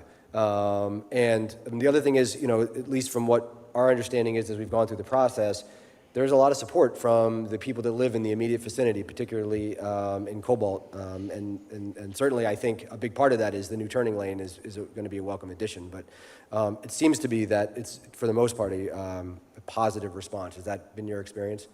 Yes, we've worked very closely with the neighbors. We have letters of support that's been delivered to the township by at least 6 or 7 of the neighbors that are immediately adjacent to it, who we've worked with in the layout and all of the conditions that have already been signed and recorded and approved as part of this project. And I think, in fact, my understanding is you've agreed to continue to meet with the Cobalt Ridge residents to review and address stormwater issues should they arise in their property. Absolutely, yes. I think Michael was over there tonight. 2 of the residents, the Boyles and the Quinns, who back up to it, had some ponding issues, and we agreed to work with them and come up with a solution as part of this development to alleviate some existing stormwater issues that they have. Thank you. Any other questions, comments from any board members? No, I would just like to say, I completely agree with what you're saying, right? It is really difficult where we don't have control of what they bring us. Our job is to either say, yes or no, and when it comes to no, that leads to some more issues. When I looked at this has a lot more deeded open space than what it's zoned as today, which means we get more room for trees, landscaping, open space, wooded areas. Otherwise, we would get a parking lot with office space. You have a lower traffic impact than what it is, than professional with these. We have the resident support, like you had said. We made sure that this developer went to each of those homes and had support and worked through the issues that they see with the property today. The traffic improvements. So again, and I think this plan, it's the probably third iteration of this plan because, there's been improvements made along the way. So yeah, again, we have to look at it. Is this better than what could be put there by another developer? So I just want to piggyback what Dana was saying, and yes, we agree that, we don't want to, we live in our community too. We know that, development is happening and it's, an issue. But our hands are, there's only so much we can do. We don't own the property, we're just here, we have to look at what's ahead, in front of us and say yes or no, and it's already been through the zoning board. So I will say this developer has gone above and beyond, meeting with the residents, really getting approval from them, listening to what their concerns and their needs, and they've really changed things, and they're really doing their best for our community and making this a good plan. So with that, it could be, we could have a developer that's not doing that, that's going to give us a plan that's much worse and not making the improvements. So we understand people's concerns, though. I just want to comment real quick. I graduated from Neshaminy in 2005, not trying to date myself. I also grew up in Cobalt Ridge and Red Rose Gate. I could not afford these townhomes, but I also cannot afford to buy a house in Levittown. And unfortunately, that is a situation I am all too familiar with. I'm lucky I bought a condo in 2017, or I would still be living with my parents. Say thoughts and prayers to them. But what I will say is I wanted the developer to kind of talk a little bit about the housing fund that I know was brought up at the Planning Commission. Yes, that was brought up at a prior supervisors meeting. And in terms of the price of the housing, you know, when we started working on this project, Westrom looked at some comparables, and they were selling for high 200s in North Colbert Ridge Drive. In the last 2 or 3 years, those houses have sold for upwards of 300 to 400. So we're competing with market conditions as well here in terms of pricing of homes. But what Westrom agreed to do here with all the prior discussions about affordable housing was to establish, in working with township staff and the supervisors, a home purchaser assistance trust fund. This would be established via a qualified nonprofit entity to make second mortgage loans with no interest to qualified residents of Bucks County for all or a portion of their required deposit to purchase homes in Middletown Township. Westrom agreed to start that trust fund, to work with the solicitor to set it up, and to make the first contribution to that trust fund in the amount of $200,000. Now, $200,000 is still a good deal of money when it comes to deposits. When people need $10,000 or $15,000 for a deposit to buy a home, there'll be money there to make that. But it's the hope of Westrom and the township that that fund will grow, that other developers will come forth, they'll make contributions to that fund, and that fund will grow, and there'll be additional funds there for homeowners who have a good income, but they just don't have the deposit to purchase the home, can buy a home, can renovate that home, and can live in that home with their family. So it was an idea that took some legs. I think, Anna, you were behind spearheading the need for something like this to get started. Westrom came up with this concept, and we discussed it to try to start. We don't know of any other municipality throughout Bucks or Montgomery County who has started something like this, and want to see if it can take off with other projects that come through and make contributions and make a difference for some people that are looking for new homes here in Middletown Township. Thank you. And I just want to add on to that, just to let the board and the residents know, with that fund, we are working with the county and Habitat for Humanity to try and establish a fund and set parameters and terms for what that fund and the deposit loans would look like. Good. Any other questions or comments? All right, then I'm going to make a motion to grant preliminary and final subdivision and land development plan approval for a residential community comprised of 66 townhomes, 1700 Woodburn Road, Langhorne, Pennsylvania, 19047, TMP 22-055-201P Professional Zoning District S/LD 24-3, with the following conditions. Applicant shall comply in full with all requirements of the Middletown Township Subdivision and Land Development Ordinance and the Middletown Township Zoning Ordinance unless relief is granted by the body having jurisdiction. Any remaining review comments shall be addressed in full. Applicant shall comply with the conditions to the stipulation of settlement dated February 23rd, 2024, and applicant has agreed to meet with the affected residents along Cobalt Ridge Drive North to review and address stormwater concerns in their backyards. Is there a second? I'll second. Been a motion and a second. Any board questions at this time? Any questions from the public? Seeing none, all those in favor say aye. Aye. Opposed? No. Carries 4-1. Thank you, Mr. Gunlock. Thank you. Yeah.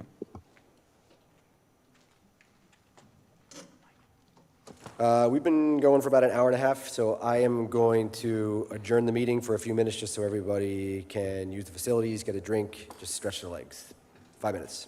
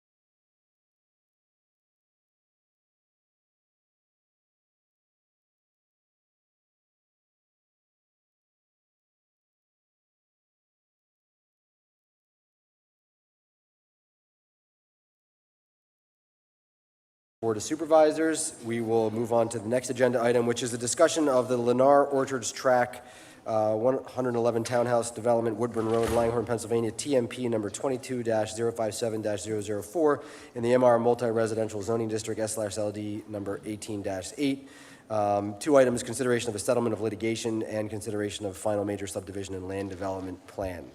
Mr. Esposito, you going to take this one? Yes, thank you, Mr. Kizak. So, as the board knows, this matter has been in litigation for the past few years. It hasn't been in front of the board since early 2020. I figured I'd give a refresher of the matter.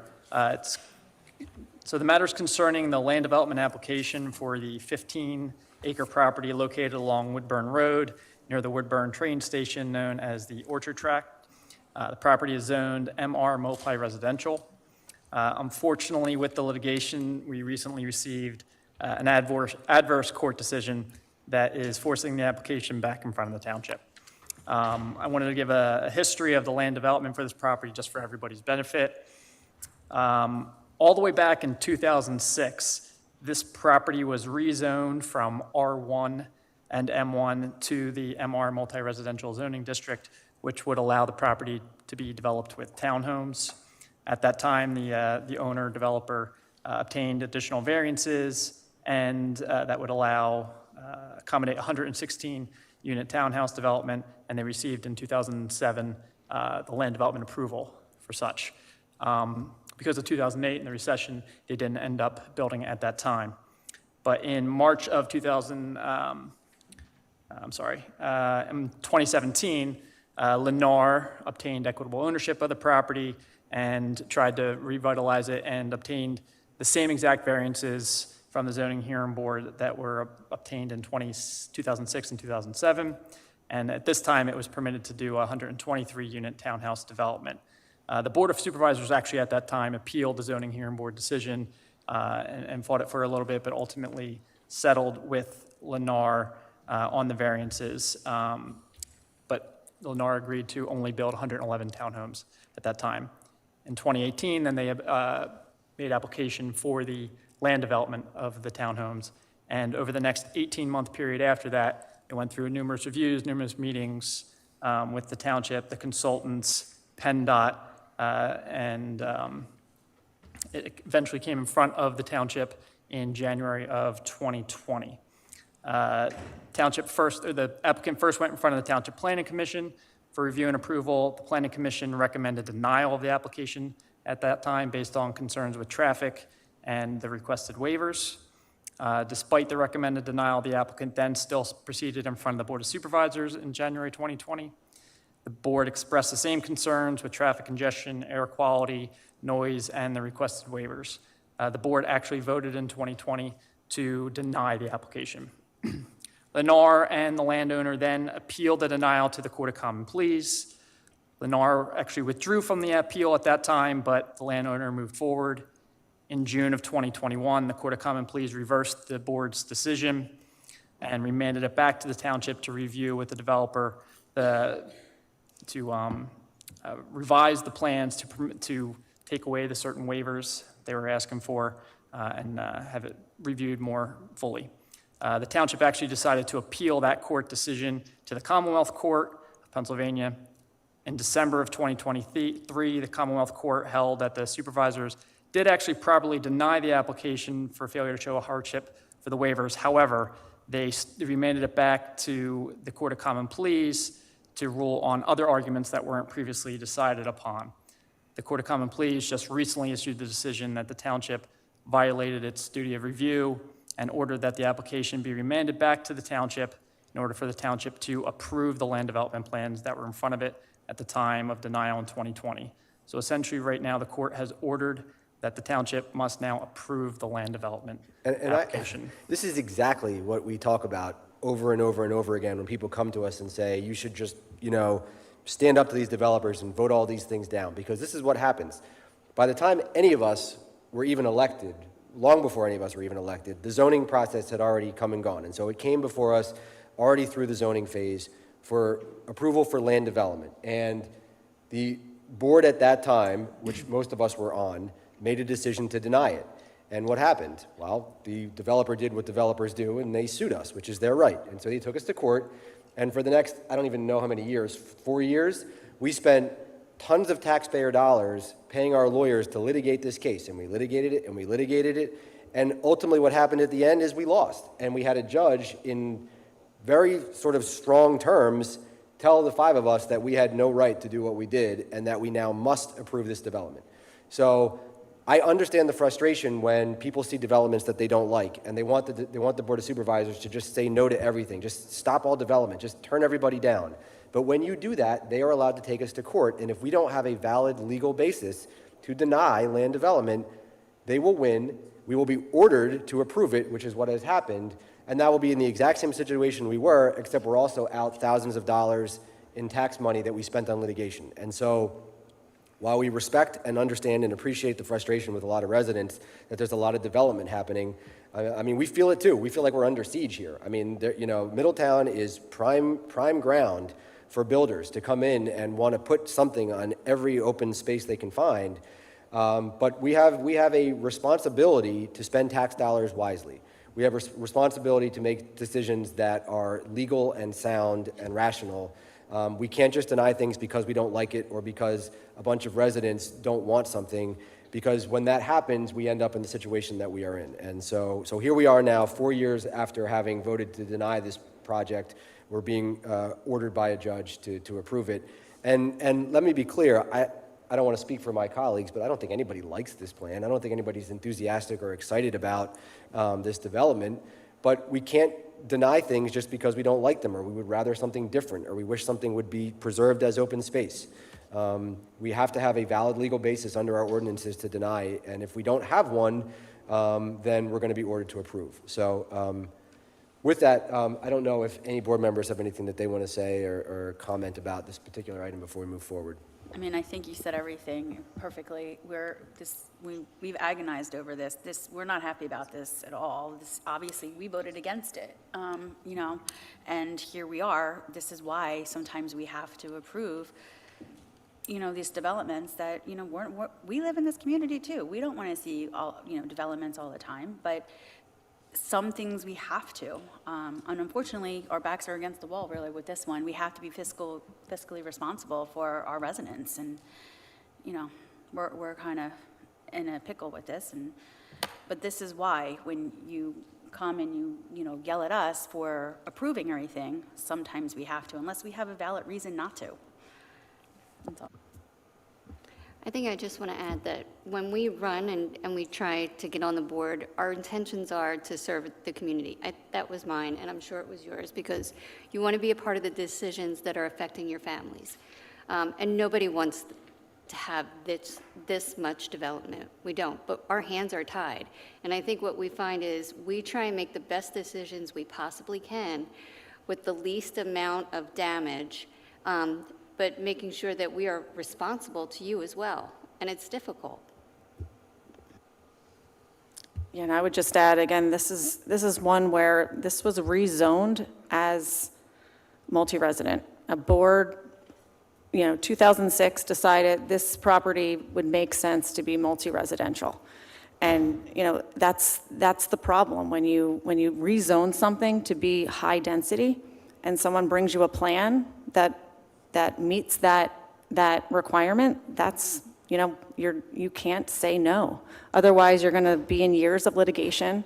It's a perfect example, being in years of litigation, and, settling this, it means that we stop the taxpayer funding and potential litigation that may come forward after this. I'll also add, this was from 2006, correct? The original rezoning was done in 2006. The original rezoning was in 2006. And from what I recall from a couple years ago, they never developed that plan then because of the 2008 market crash. Yes. Is that correct? Yes. Okay, so as you all heard, I did date myself earlier. Clearly, I was not on the board, and some of my colleagues weren't either. In 2000, actually, none of us were in 2006, sorry. So, I think this is a prime example, but also how something could happen so many years ago, and if something changes in the economy, how years later it can be brought back up. So I just wanted to pinpoint it was because of the market crash. Otherwise, this probably would have already been there. Correct? Yeah. Other comments? So we just need a motion, Mr. Esposito? Yes, unless you have any other questions or comments or want to revisit the plans, but they've been up and around for a while. All right, I'll make the motion. I move to grant preliminary and final major subdivision land development plan approval for a 111-unit townhouse community located along Woodburn Road, TMP number 22-057-004/LD number 1808 with the following conditions. One, applicant shall enter into a stipulation and settlement agreement with Middletown Township to the satisfaction of the township solicitors, whereby the parties shall waive any and all claims they may have against each other related to the property. Middletown Township's review of its application and development plans and the litigation occurring in the Court of Common Pleas, docket number 2020-01326, and the Commonwealth Court docket number 870-CD-2021. Two, applicant shall comply with the January 8th, 2020 review letter of the Township Engineer. Three, applicant shall comply with the January 9th, 2020 review letter of the Township Traffic Engineer. Four, applicant shall obtain PennDOT approval of highway occupancy permit and provide a copy of such approval to the township prior to the issuance of any building permits. Five, applicant shall comply with the terms and conditions of the stipulation and court order dated June 20th, 2018 from the Bucks County Court of Common Pleas, entered into between applicant and the township as amended by the stipulation and court order dated August 31, 2018, except to the extent inconsistent with the approved plans. Six, applicant shall submit construction cost estimates subject to review and approval by the township engineer for use in preparing any financial security agreement to be entered into by applicant and the township. All financial security will be posted by a performance bond or bonds or other acceptable financial security. Seven, applicant shall enter into a land development agreement and financial security agreement with the township in a form reasonably acceptable to the township. Eight, applicant shall enter into a stormwater maintenance agreement with the township for maintenance of any and all stormwater management facilities shown on the plan or located on the property in a form reasonably satisfactory to the township solicitor.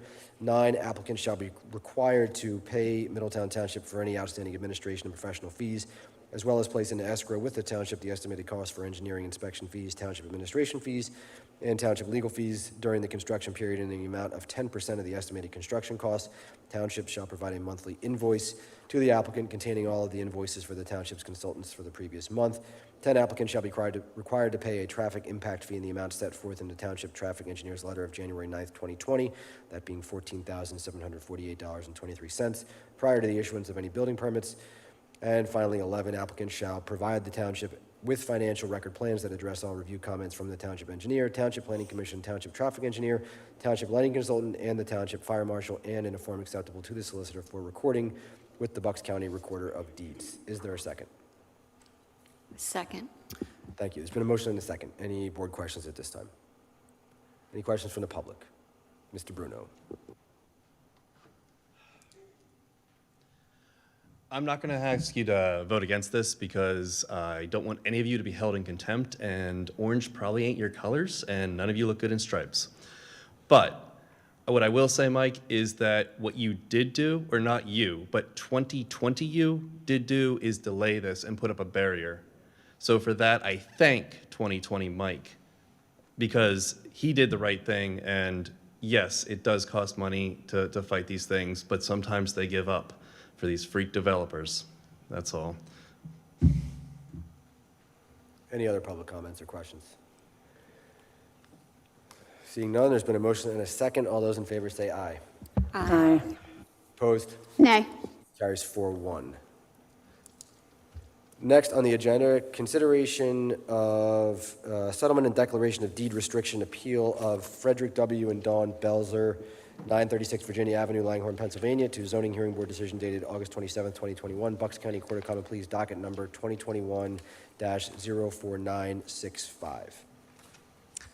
Okay, thanks, Mr. Kizak. So this matter goes back to January of 2021 relating to a notice of violation for a property located at 936 Virginia Avenue, which is located in the R2 residential zoning district. So what was happening at this property was the owners were keeping 12 chickens, 4 goats, and a duck at the property. Also had a farm building which these animals were living in. That is not permitted. Livestock is not permitted to be kept in the R2 residential zoning district. After the owners received the notice of violation, they appealed the notice to the zoning hearing board, and in the alternative, also requested variances to be able to keep the animals. The zoning hearing board denied both the appeal of the violation as well as the variance requests. The owners then appealed that zoning hearing board decision to the Court of Common Pleas, and we've been kind of fighting it since then. It was just the judge just remanded it a few months ago to come back to the zoning hearing board for additional testimony and evidence. What the owners have proposed to us at this point in time is they are looking at moving and are going to be moving within the next year. So they have asked that the board settle this to allow them to keep the animals until September 30th, 2025 at the latest, or until they move from the property, and they'd be willing to sign a settlement agreement on this and file a restrictions against the property that if they were ever didn't remove them by then, the board could enforce that restrictions and remove the animals themselves. With how long this has gone in the court and the fact that they'd be moving them in the next year, we would suggest that the township accept this settlement offer. Thank you, Mr. Esposito. Any questions from any board members or comments? Have we received any other, or any complaints since the original one in the last couple years about the animals? Not that I know of within the last year or so. I know initially we did, that's how the notice of violation was issued, but I don't recall any specific complaints recently, no. Any other questions? I'm sorry, are they keeping the animals until they move? Is that what the agreement is?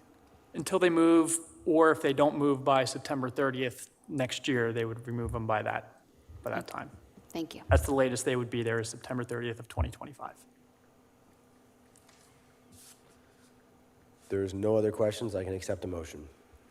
I make a motion to approve the township to settle the matter and enter into the proposed stipulation and agreement for an agreed order in court with the appellants for the land use appeal of Frederick W. and Dawn A. Belser to the zoning hearing board decision dated August 27th, 2021, Bucks County Court of Common Pleas docket number 2021-04965, and authorize the township solicitor, consultants, and staff to take the necessary actions to carry out the terms of such stipulation.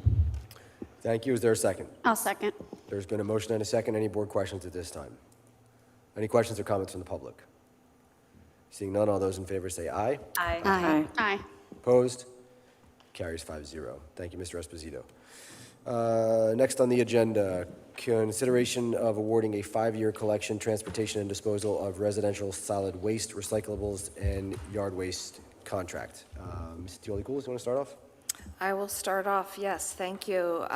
We do have a quick PowerPoint to just throw up there, a couple of slides. As the board knows, this has been an issue that we have been talking about since March.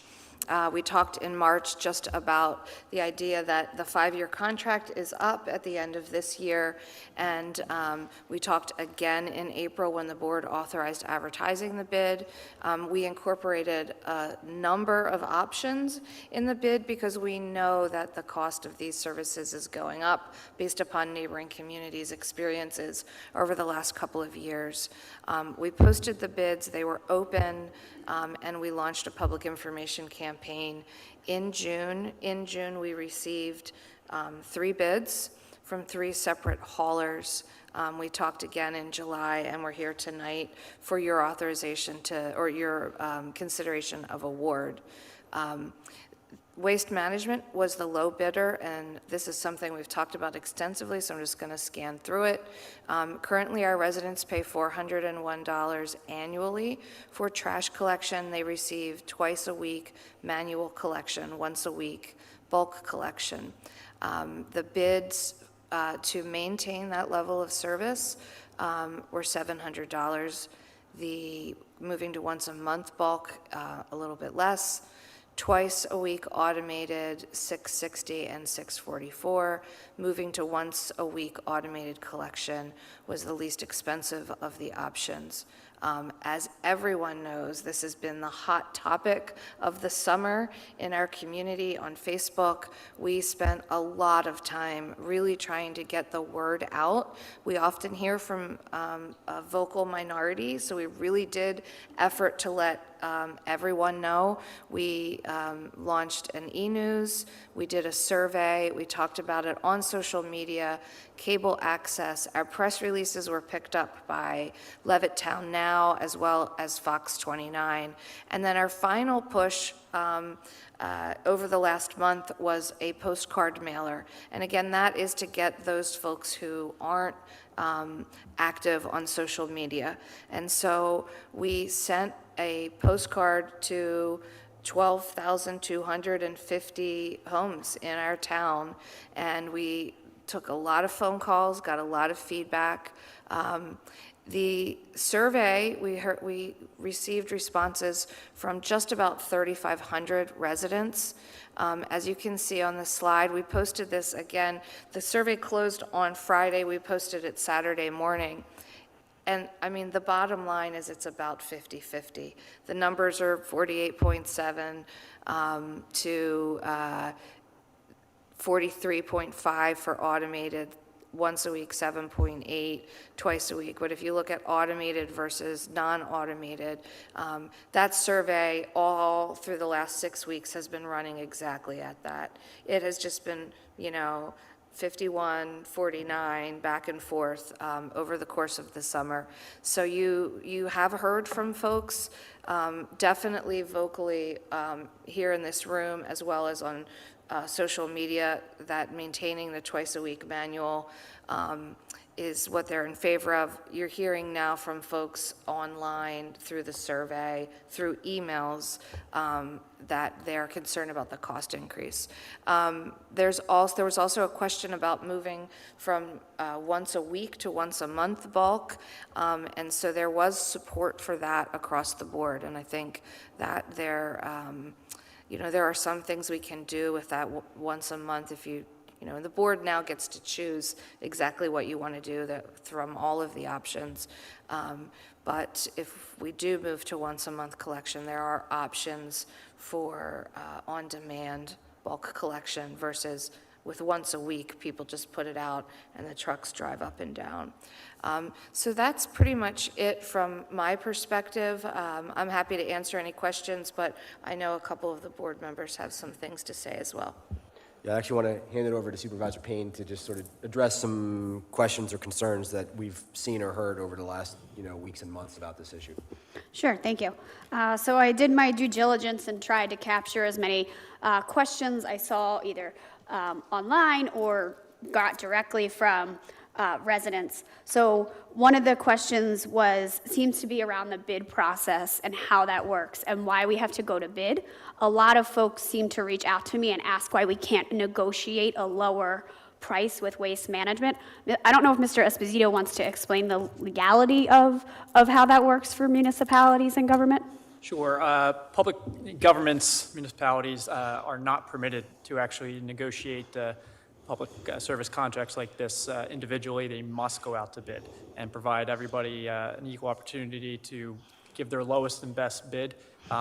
They would actually be subject to numerous lawsuits by outside parties, the government fines, if they tried to negotiate individually with the public service providers. So they must do this bid process.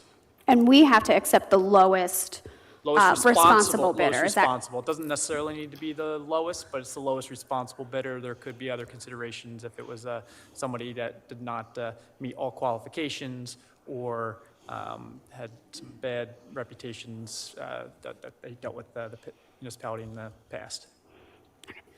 One of the questions seemed to be, could residents contact a trash hauler on their own? If just for instance, we went to once a week automated, but they still wanted twice a week pickup. Is that, Ms. Chili-Cools, is that something that the township or the residents would be able to do, or do we as a township kind of bid this out to try and also save residents money in doing so? So Middletown Township has a single hauler waste contract. There are some towns that do not have a single hauler contract, and residents contract individually. So it's been decades that Middletown Township has had that. The concept is the economy of scale. When you're going out to bid for 12,500 or 12,200 households, you're likely to get a much better price than if you're an individual homeowner going out for that same service. Thank you. Another question, and just correct me if I'm wrong. So there are certain neighborhoods that are being cut out due to maybe their size or having a one-way kind of situation if we were to move to automated. But regardless of what happens here tonight, those residents won't have to pay an elevated price just because they're carved out as being able to only receive manual trash collection. Correct. There are some townhouse communities that, due to the density or the layout of the development, that they are going to be excluded. If you move to automated, regardless, all residents will pay the same fee. And we've mailed it out to 12,250 households, were mailed the postcard. And then we gained 3,496 responses to that survey. Correct. I know we've kind of debunked this rumor almost at every meeting, but it does seem to keep coming up, and I believe someone from Waste Management is here tonight. Okay. So I don't know if they want to answer the question, but one of the things we've been hearing is the rising costs, right? The rising, and you can, you can wait till you come up, but, and people are asking what is the reason for the cost?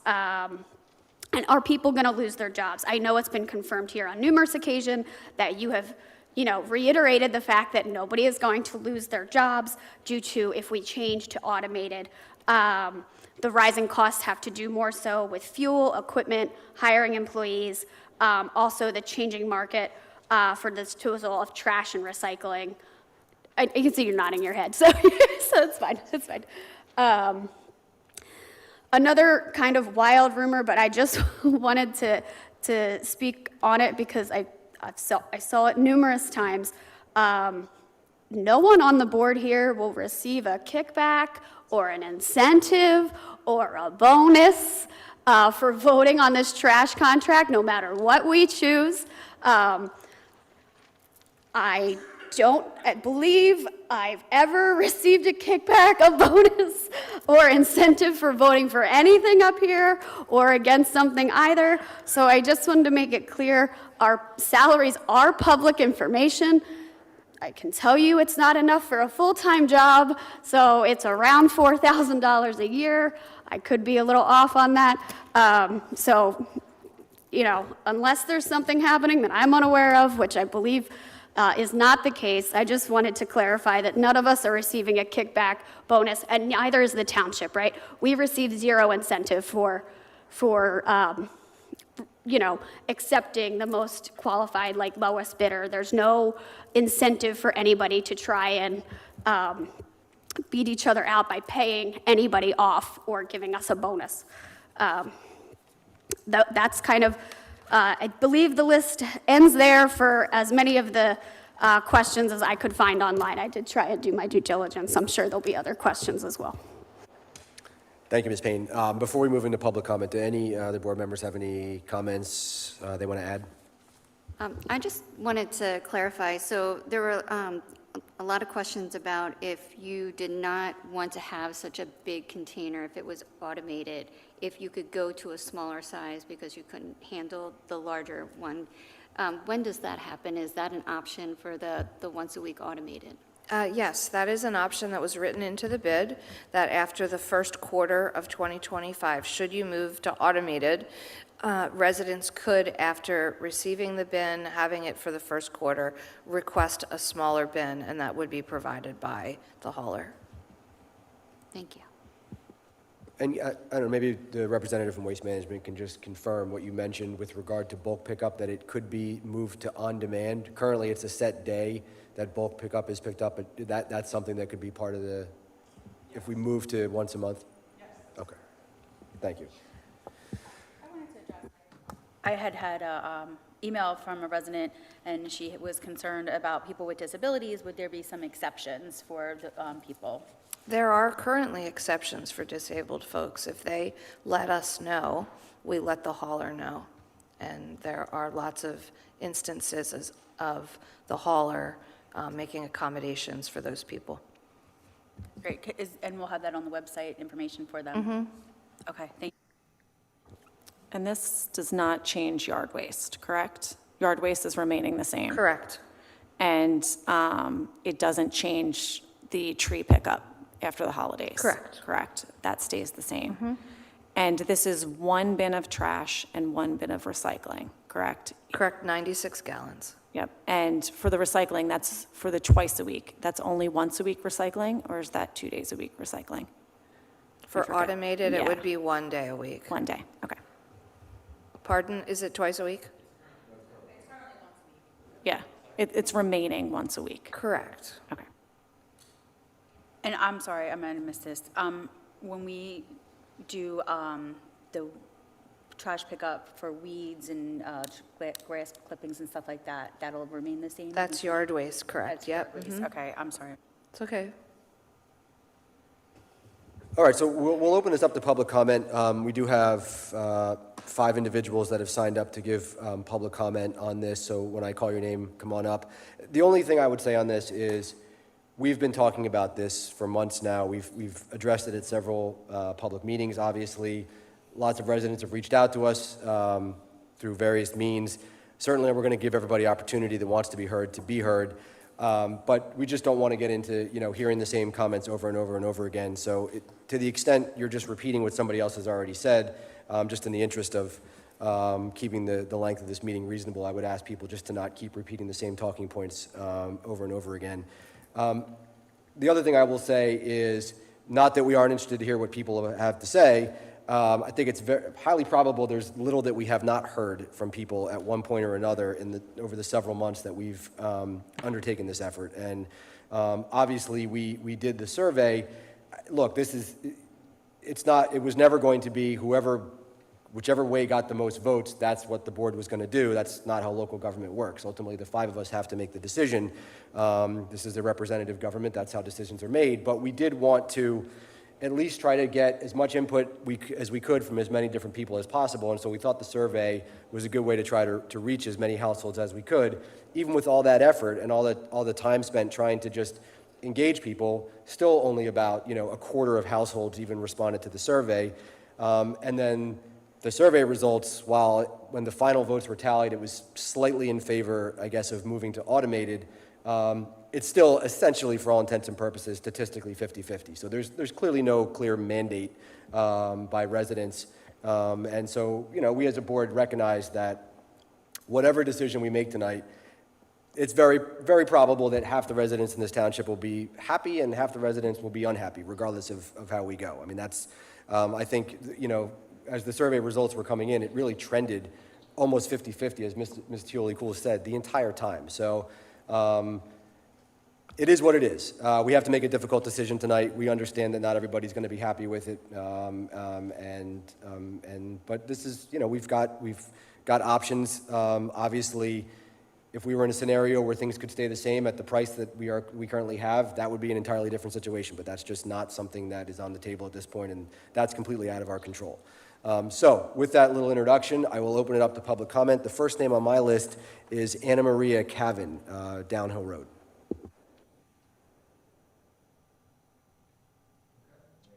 So Anna Maria. Next on my list is Blake Heyman, Oak Ridge Drive.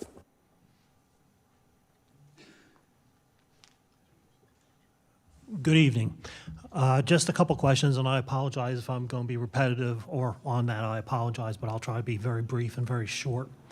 One of the questions is, who were the other vendors that put bids out for this project, And do you have a list of the other bidders? I do. I have the bid results here. There were a couple people that have requested it. We've been handing it out to folks. Okay. We also received a bid from J.P. Mascaro and Whitetail Disposal. Whitetail? Yeah, so if you're interested, you can certainly have a copy Okay, of this. I was just curious because, as you said, lowest responsible bidder. So, and there will be a vote tonight, one way or the other, on what option the board is going to be picking for that tonight? Well, I mean, as with any agenda item, somebody's got to make a motion, but assuming that a motion is made, that it will be voted on, yes. When in the meeting will that be going on? After we're done talking about it, to this subject, to this, or will be later on in the meeting? No, typically what we try to do is get as much public comment as we can on an item, and then we will call for a motion. Okay, fair enough. Yep, Okay, how long is the contract for? 5 years. 5 years?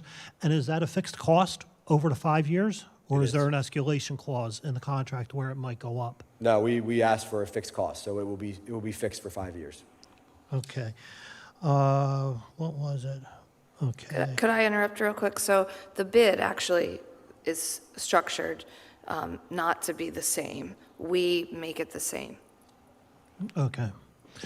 Okay. Another question. Fixed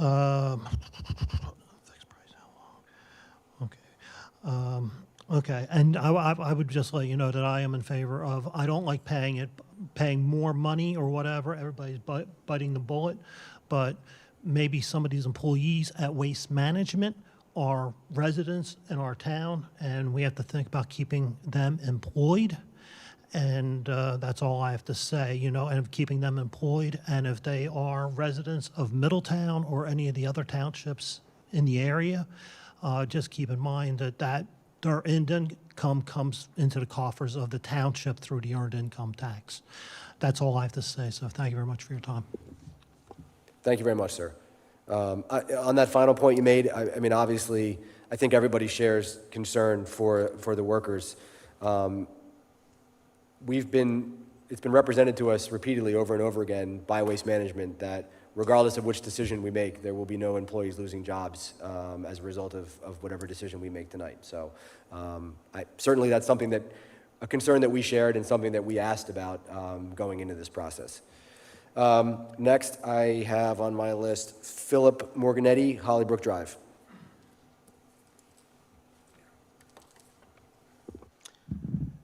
I'd like to propose that we put on Hollybrook Drive that we put in a concrete slab and have a centralized location for pickup instead of picking up trash on the island. You could save a lot of money by doing that. Have you thought about it? Truthfully, no. It's interesting. You what? No, I have not, truthfully. Well, that's what I came here to talk about. So your suggestion is that we have a designated trash pickup location in the neighborhood where people A would... centralized location, right in the middle of the, there's only one place you could put it in, and it's right in the middle of the street, by the ravine. Okay. So I'm sure you all know that area, but I think it would save you a lot of money. Thank you very much. Okay. Next, I have Lance Sayers. Okay, thank you. And next, then I have Joe Finsterbush, Cloister Road.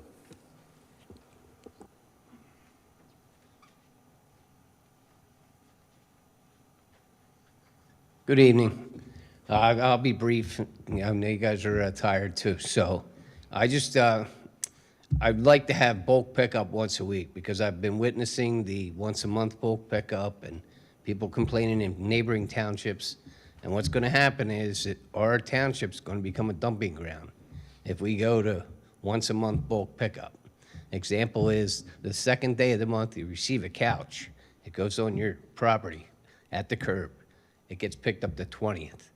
Kids are going to be playing with it. It's in the street, snow, rain, whatever's going to be all over. So just try to do once a week on bulk pickup.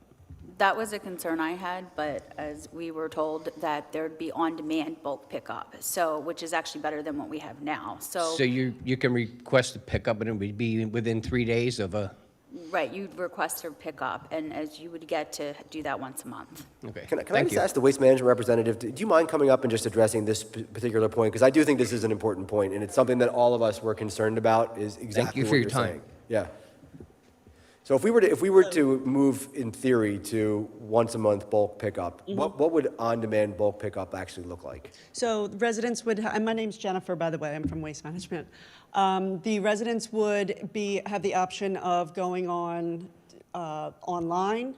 They can do through their mobile app. Everybody will have their own address in our systems. So you would contact Waste Management and then schedule that bulk pickup.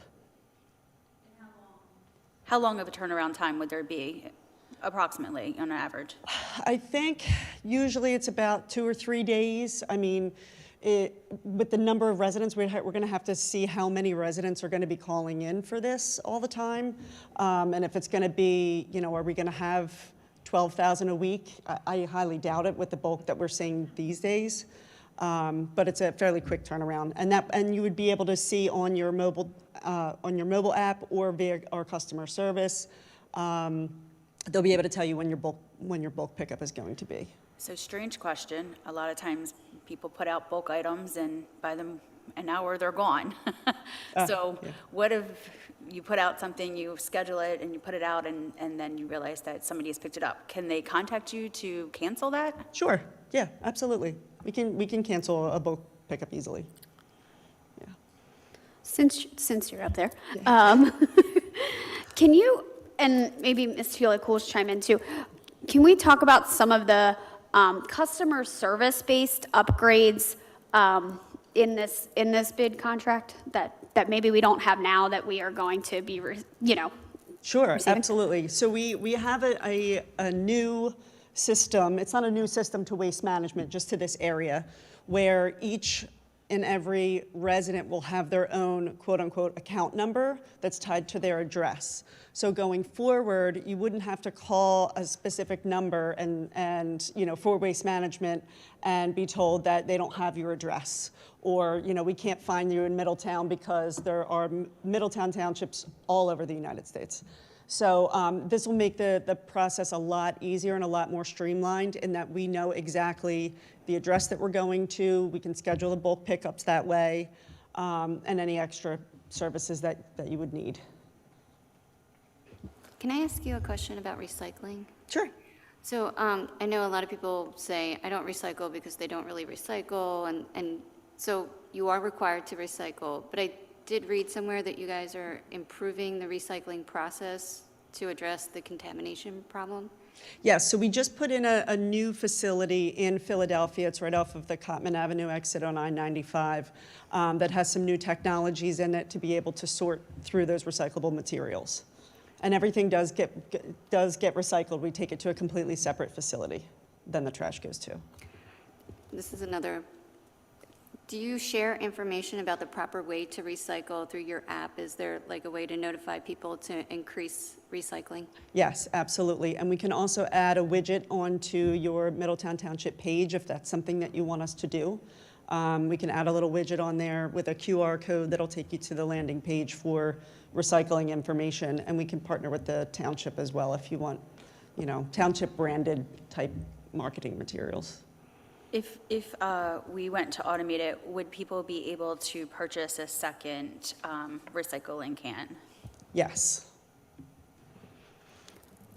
Quick question on the bulk. So in theory, if you move to once a month and people are going in on the request to get more than once a month because say they just had furniture delivered and it came 2 different days, will they only be able to schedule one pickup, or would they be able to be like, I scheduled pickup this week for this bulk item, now I have this other thing? Would they have to wait another 30 days from that original request they put in, or would they be able to put in a second request if they needed to because, They can schedule it on demand. Yeah, they can schedule an extra bulk pickup on demand. So even if you have, if a resident is moving out of a home and you have 3 or 4 items, you can schedule those 3 or 4 items.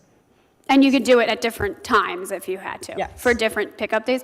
Would there be a cost to that? Would they then be billed a separate bill for extra bulk pickup essentially? Because it would then be Yes. like more than once a month. That's correct, yes. So you would have to pay for the number of items that you are going to be put out if it's not in your included bulk pickup day. Okay, thank you. You're welcome. Is, in the included bulk pickup day, is there a limit to how many items they can put out? I believe it's one. It's Is just it two? one? It's two? If we go to once a month, it's 2. There we Okay. go. It's currently 1. Thank you. What is the extra cost?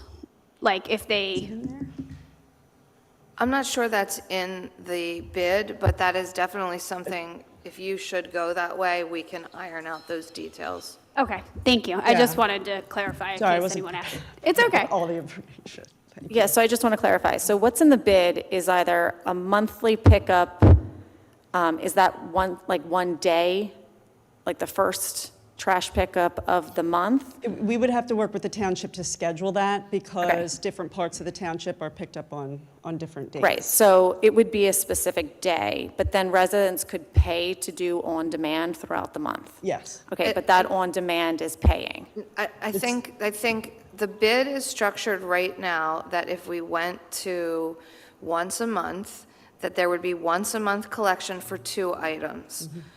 We have the option because we know Waste Management prefers the on-demand. So you wouldn't be paying for moving to on-demand, you would move to on-demand, and you would only pay if you wanted more than once a month pickup. Am I right, Jen? Yes. Does that make sense? So it's not a scheduled, like you're the one scheduling your once a month pickup, not us.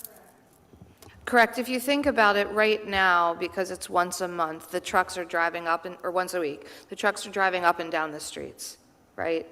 If it's going to be once a, and by the way, not everybody puts bulk out. A lot of people don't put bulk out.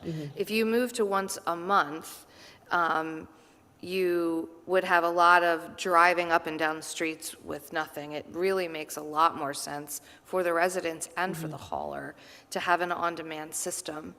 And, that is one of the really important customer service changes that we've talked about. We've asked for an app, we've asked for an email address. Our residents are very frustrated with the 1-800 number and having to get on the phone and wait. And now most people want to have an app or want to email. They're now going to have a unique account number as well that will allow it to be tracked. So there's a lot of good things coming from a customer service standpoint. Yeah, and that's the same for if anyone has to report, if there was a missed pickup or something like that, you can also do that through the app. Or you still have the option to use a telephone call or an email, whatever the resident prefers. And how does it work with new residents? So, someone new moves into the house. Who's on point to make sure that they're set up with an appropriate account number? So they would have to call us to set up the account. I mean, their address will already be in the system, but if there needs to be a new container delivered or something like that, you'd have to contact us to let us know, because we don't have any way of knowing that information unless we hear it from the township or from the resident. And if a container is damaged, then they would, Waste Management would take care of that then? That's going to depend on the option that you If we choose. If we choose hauler-owned carts, Waste Management would be replacing them.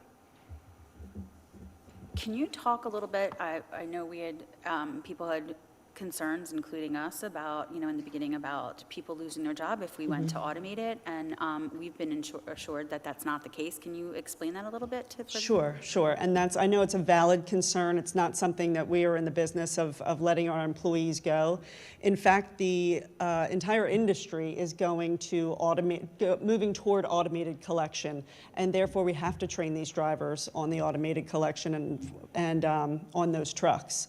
So we have a number of different positions that we can put them in. As we talked about, or we heard from residents earlier today, portions of the township are going to remain manual collection for a number of reasons. So we'll still need drivers there. We still need helpers, and we have a ton of container delivery drivers. We have all different kinds of positions. And we hear from residents that they really love their drivers here. So it's not like you would be losing your drivers if you switch to a different type of a contract. We still have our Middletown drivers. So one of the concerns I know that some of the residents had is the automated trucks being able to get to the trash if there's, say, street parking, because a lot of the areas have a lot of street parking. So can you speak to, what happens when there is street parking there and the automated trash cannot get to that trash can? So that's one of the reasons why some of the some of the sections of Middletown are going to remain manual collection. Like if there's a one-way street and we can't get down there with the automated arm. We also would be able to have helpers. So some of the township would still have 2 people on the truck that they would be able to maneuver around. And then they would be able to say, is it missed if they just can't get to it? Or are you saying because of the helper, it shouldn't be an issue? It shouldn't be an issue for the automated neighborhoods that we're going into. Those should not be an issue. We had talked about specific areas that we would have to either remain manual or become creative in having the driver get out of the truck and move the toter over. And I think a change like this is there's a lot of trial and error and public education, right? Once you have this kind of a system, you put your trash and recycling out. You don't put it right up against your car, And I think that will resolve itself should you go that way. Yeah, and there's definitely gonna have to be a lot of resident education, and we have it in our proposal, marketing materials and things like that will help to educate the residents, no matter what option you go with, because there's, as we talked about, there's new customer service aspects that are coming into play. So we're gonna have to educate the entire community, no matter what option you go with. Yeah, and if, is that on Waste Management to do that education, or are you looking for the township to do that education? No, that's on us. That's in the bid. That's in the bid. Okay, Now, great. we will work with you, and, you guys can approve that, what it looks like and what the message is. Yeah, because one of the big things, too, that I know, I see it in my neighborhood, I know I do it myself, is just putting out boxes, right? We've got a lot of boxes these days that come. So putting those out, they have to now fit into that recycling bin, correct? Yes, and so you'd have to break down your boxes, basically, which is, mostly what people should be doing anyway. But the containers are pretty sizable. They're 96 gallons, so they're up about that high, and it's a pretty good size. If we were to move to an automated system and, you guys start going out and you find that there is another neighborhood that was like missed and should be part of that manual cutout, would you make us aware and make those adjustments without an extra cost or anything? Because there could be areas that we might not have taken into consideration or been alerted of from neighbors and residents that might not fit the script for the automated. Sure, and system. that's kind of what Stephanie was saying before, that the price is the same for the residents, whether they're automated or manual, if that's the option that you go with. So you would be able, I'm sorry, hold on. Sorry, I got a little hot. Sorry about that. What was the question again? I'm sorry. If we found that there was another neighborhood or development that we didn't originally schedule as being cut out as manual as we're going through this process, are we still allowed to make you aware of that so adjustments can be made even after we vote on whatever we decide? Yes, sorry about that. I was going to bring up the fact that our drivers have given us feedback as well for neighborhoods, and our route managers and our district manager have run the routes to see which ones that we thought were manual, and we agreed with what was put in the bid. And then there was that one extra neighborhood that we needed to consider that. But the answer is yes. I know, Stephanie, one of the residents from Summit Trace was at a prior meeting asking, having concerns about that neighborhood. Have we evaluated that one? I did look into that. We haven't talked about it as a team. I think our recommendation is that it's probably okay to leave automated, but we're going to be meeting with Waste Management this week regardless, and we can talk about it then. And for those residents that are still left manual, do they still need to have the 96-gallon cans, or do they use their own cans? We would provide the containers for them.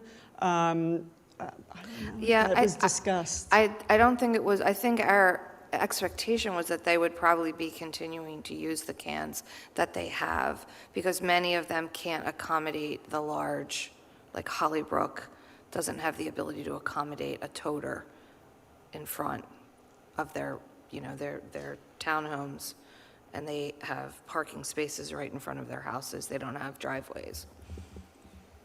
But again, a lot of this stuff will be worked out. Yeah, we have After to you make the see which decision, one. we're going to have a lot of growing pains. Yeah, and can you talk through some of the things that you do for the disabled?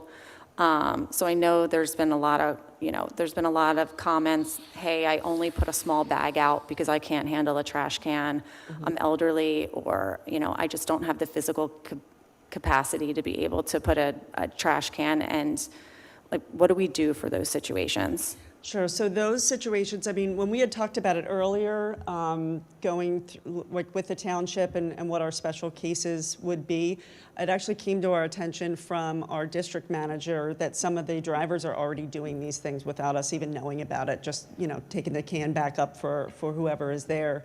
So they're definitely doing it now, but those are discussions that we would need to have as far as who would qualify, I guess, and how we notate that. But the drivers are doing it now for certain residents already. I did have a suggestion. Somebody had said maybe they could just put out like a little sign or have something that the driver would notice that they would be an exception. I think we probably would have to create some parameters, for sure. Yeah, I think New Britain Borough has a system where their township takes and like tells us which homes need that. Yeah. So if there are residents that need that, they can reach out to us and we can try and work with you to make sure that those exceptions, or however you want to phrase it, accommodations, that's the right word. Yes. It is 9:35. Accommodations are made for residents. Yes, and we also have that, they built in the option to have a smaller toter as well after the first quarter. So there's that option too. I think you'll find too that the toters, they have wheels. So for a lot of the people, it's easier to just kind of wheel it down instead of carrying a heavy trash bag. But that depends. We heard from Northampton who did this. They also offered the opportunity for folks to get a smaller container, and virtually no one took them up on that offer. Because once people have these in their hands and they realize how easy they are to maneuver, having the extra capacity is nice. Yeah, they like having the extra size, as long as you have the room for it. And if somebody is or in need of another 96-gallon container, that is something they can request and you would provide, but there is a cost to that, correct? Yes, there would be a monthly cost for that extra toter to have that extra service. How much was the cost again? I think it was up there. $12 a month, $12 a month, in addition to what they're, in addition to the base fee that all residents are paying. thank you.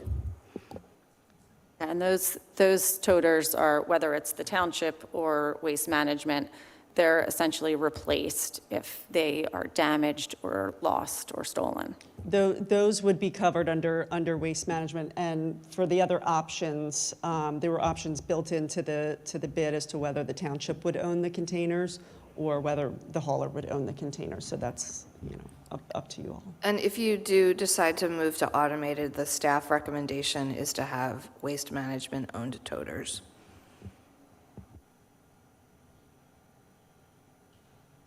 I think you're off the hot seat. Thank you. Thank you. Thank you, everybody. We do have just a couple other public comments that came in, or at least one other. I don't know if there's anybody on Zoom with comments. No, nobody? Okay, so just one more then. Eric Jacobs, 2013 Cambridge Drive. Essentially urging the supervisors to vote to maintain current twice-a-week manual collection, quality of life issue, which is important to many of us. He says, in a recent community-wide survey, a plurality voted to maintain current twice-a-week manual collection. More than 56% voted in favor of twice-a-week trash collection, and those voting for twice-a-week collection, an overwhelming 86% voted for manual collection despite the higher costs. I actually disagree with his analysis of the results, survey results, but they speak for themselves. A change to manual collection would mandate use of a single standard, very large 96-gallon can. Many residents like us who now keep their trash and recycling cans inside their garages will be forced to store the much larger cans outside, which is both unsightly and potentially attracts bugs, mice, and other unwanted visitors. Some residents who are elderly or have disabilities will have difficulty maneuvering or be unable to maneuver the large cans. An optional smaller can will be available, but that significantly limits the amount of trash which can be put out. And many smaller recycling cans the township was able to provide via a grant just a year ago will go to waste because we need a larger can. Ironically, many of us would need to schedule a bulk trash pickup to take away the smaller recycling can. Residents with large families may find a single can inadequate for their trash disposal, especially if once a week collection is chosen. A second can would apparently only be available via expensive rental versus a one-time purchase. After holidays or other large parties, when we can now put out extra cans or bags of trash, automated collection of a single can would require keeping overflow trash in our homes for another week. Larger cardboard boxes, which can now be put out at the curb for easily recycling disposal alongside a recycling can, would need to be cut down into smaller enough pieces to fit within the can. Large packaging waste from shipments like furniture, TVs, etc., which can now be put out in a large container bag, would need to sit around outside for a month waiting for bulk pickup. I think I've gone through and addressed a lot of the comments that he made, so I'm not going to go through them all. I'm not insensitive to the reality that the higher cost of maintaining our current trash collection service is an issue for some of our fellow residents, nor that some single residents or retired couples might feel once a week collection is all they need, but I believe the switch from manual collection to the automated can collection limited to a single can would be less than optimal for a majority of township residents, and I believe that the higher cost to maintain the current collection versus cost of once a week, which amounts to just under $4 per week per residence, is not so excessive that it will be a hardship for most. I hope the supervisors will honor the survey vote of the community and select maintaining our township's first-class service. Thank you. Any other public comment from anybody? Yeah. Vince Aurelio from Sycamore Ridge. I apologize, I didn't sign the sheet earlier. I did want to get on record and thank you for responding to my email that I sent. I asked a question last month, and it had to do with the fact that absent from the options was a once-a-week manual pickup, which I'm still perplexed. You responded, you had two reasons. One was the potential of rodents because trash would sit around longer, but that email you just read there addresses that same potential problem the opposite way. So that can happen no matter what. Rodents with these big cans, it's still a possibility, although you pointed out the heavier lids on those containers. And the other point that you made was that folks might have to purchase extra cans on their own to handle the trash, once a week instead of twice a week, which frankly, people are going to be spending more money no matter what, right? We're here trying to decide what the best option is. We're all going to be spending more money. Taxes are going up. So couple of quick questions. The taxes are going to go up, but if you want an extra can, you've got to pay extra. So does that check go to the township, or does that go?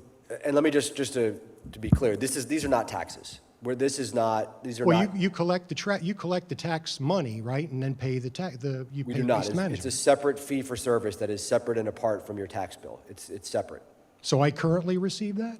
It's on. I think it's on. It's on your real estate tax bill. Right. It's a line item, separate from your real estate tax. Understood. And that's a fee. So if I ask for another can, where does that fee come in? Does that go on that bill? No, that's going to be paid to Waste Management. Directly. Okay. Yes. So that creates more trouble for residents. You're creating more paperwork. You're complaining, or not complaining, I'm sorry, you're pointing out the fact that so little number of residents replied to this social media campaign you tried to push. Those cards went out 2 weeks ago. That's unexcusable. They should have went out in March, the mailer cards. I got mine 2 weeks ago. But you're pointing out that people are not responding online, and yet you want them to use an app or a widget. I'm all for technology, but let's face it, we're talking trash. So now I got to spend time on an app to make sure that Waste Management's going to come by. Now I don't. Now I know they come by. You can still use the phone number. The phone number's still accessible. Or the phone number, but you're creating more problems. Creating more problems for the residents. I ask a quick question. I'm not looking for answers. These are just things for consideration. When those wheels on those cans break, all right, I'm 65. I can handle it at this point, but next year maybe not. My back goes out. I can't. Do I drag that can down? Or when I need a new can, how quickly does it come? Does it come when I pay the bill the following year, or does it come in a couple of days? A lot of unusual. I'm responsible. Residents can be responsible for their own trash and their own trash cans and to get it to the curb. It's the township's responsibility to take it from there, unless you want to open it up to all of us to hire our own hauler, which I don't agree with. But that's beside the point. All good points. I just have to point out that I heard something tonight that I just think is comical. I thought Nancy Pelosi was here because I heard that we have to pass this in order to find out what's in it. Growing pains? Are you kidding me? We don't need growing pains. You need to make an educated decision. It's over at the end of the year. Why it has to be voted on tonight in August is beside me. You need to go do your homework, come back here and tell the residents what and why you've decided what you've decided, and I then gotta stop make you a there. decision. Tell me one thing that you're saying that there's a question that we don't have an answer to. You're going to make a decision tonight, it's my understanding. Correct. Whether you're going to make automated once a week, automated twice a week, or status quo. I've heard comments, responses to questions that it's going to be growing pains. We'll figure that out. We'll have to figure things out as we go along. No. I Those disagree. decisions need to be made. I disagree with your characterization of what the Okay, discussion. then we can read the minutes or we can watch the video You back. certainly can. It's all there. It is. It's all there, Mike. It absolutely is. So there's nothing to argue about. It's let's now vote on something and then we'll figure it out later. I disagree with your Doesn't make characterization. sense. But thank you for your time. Yep. Other public comments? Yes, sir. Okay, sorry to be up here again. No, I don't apologize. apologize. I'm up in Summit Trace, so your best bet would be to have the manual. I don't know if any of you have seen certain streets that no way can the manual trucks have a hard time getting down now. Iron Rock Court is a prime example because I'm right across the street. Sometimes people park on both sides of the house that I'm on Oak Ridge. And they're residents, they're not visitors, but they park on both sides. It's going to be a hard time getting an ambulance down there or a fire truck, let alone a automated machine. Also, the thing is, you're saying about I'm a retired mail carrier from a neighboring location. It's good that Middletown has this. Believe me, I'm all for it, because dealing with the neighboring townships that I worked in, you're dealing with 4 different vendors, you're dodging them. But sometimes people park in front of them. There might be other circumstances where it might be maybe somebody has just passed in a house and stuff like that. So not everything is cookie cutter. There are different variances and variances. It might work in certain areas, but just food for thought. Thank you. Any other public comment before we close this? Yeah, Mr. Bruno. Whatever you choose, it'll be fine. Just want to point out, at least to me, I mean, I'm for the status quo. I don't mind paying the extra money, et cetera. But I'm well off, so it doesn't matter. But I will point out that if you do switch to automated, I was just thinking about this, there's going to be a lot more. I would recommend that the commercial trucks issue that we've dealt with in the past year or whatever, that's going to have to come foremost, because I know, especially in a lot of the low-town communities, that commercial trucks are just going to block ways for these automated trucks, and that's just what came up to me. So, whatever you guys choose, good luck.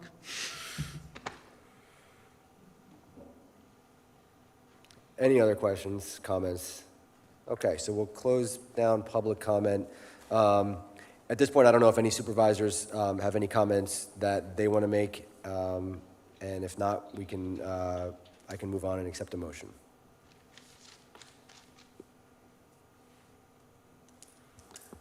No comments? Okay. Does anybody want to make a motion?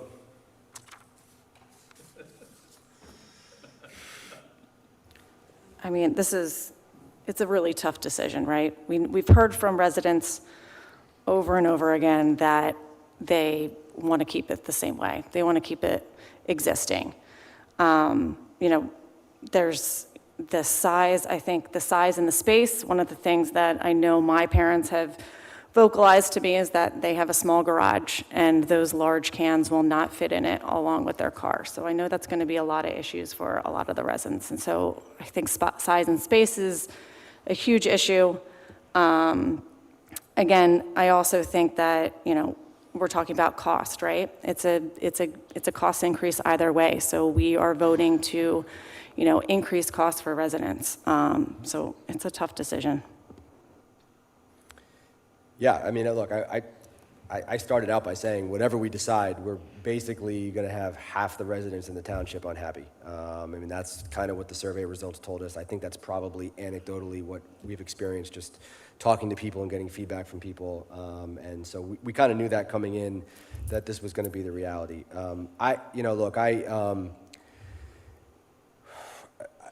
I am not unhappy with our current trash pickup situation in the township. I think Waste Management provides very good service. It's convenient, it's affordable. In fact, I mean, let's face it, we have a really, really good deal for our trash pickup currently. But obviously, it's coming to an end, and we have to make a rational decision about what makes the most sense. My personal opinion is that keeping the existing level of service at a 75% increase is just too much. And for me, that tips the scale. I think it's too high of an increase to impose on residents. I think it would be a hardship for a lot of residents. I think the residents oftentimes that we hear from are residents that can afford to absorb it, but I don't know that everybody can. And that concerns me more than the people who will be upset about, less convenience or more trouble. And so if nobody else wants to, I'll make a motion to enter into a contract with Waste Management, a 5-year contract for once a week automated collection with monthly bulk waste. Yeah, that's it. Is there a second? Second. Okay, there's been a motion and a second. Any board questions? I just think, again, we're now asking our residents to pay more, and they are now getting less service and also bulk only once a month. And again, I'm not totally clear as to what on-demand versus monthly and what we're actually signing up for. So again, I think that we're signing the residents up for a lot less service. I think a lot of the residents told us that they appreciate the choice a week. And again, we will have to deal with the fact that, there's going to be trash sitting out in a lot of these residential areas for a week. So I just want to say that I've never thought of trash so much in my entire life as I have over the past couple months. And I do feel like no matter what we do, it's not a good decision we have to make. Everybody wants to keep twice a week, and everybody wants to keep it at the price we have. I mean, I've actually changed my mind 1,000 times, to be honest with you, and I've listened to every single email and every comment, and this is a hard decision. This might be one of the hardest decisions I've made as on the Board of Supervisors, which I didn't think it would be trash, to be honest with you. I hear your concerns, Dina. I had the same concerns. I did get a lot of answers, I'm concerned about, people that can't lug it down. I had those same concerns. I'm concerned about bulk trash sitting out, for a month. I was happy to hear that there can be on demand, which actually I think is better than what we have now. I feel like that makes me feel a lot better about about, not having trash that's going to be bulk trash sitting out for a month, that somebody can just call and get that on demand. But we don't, that's not in the bid, correct? That is in the bid. The on-demand.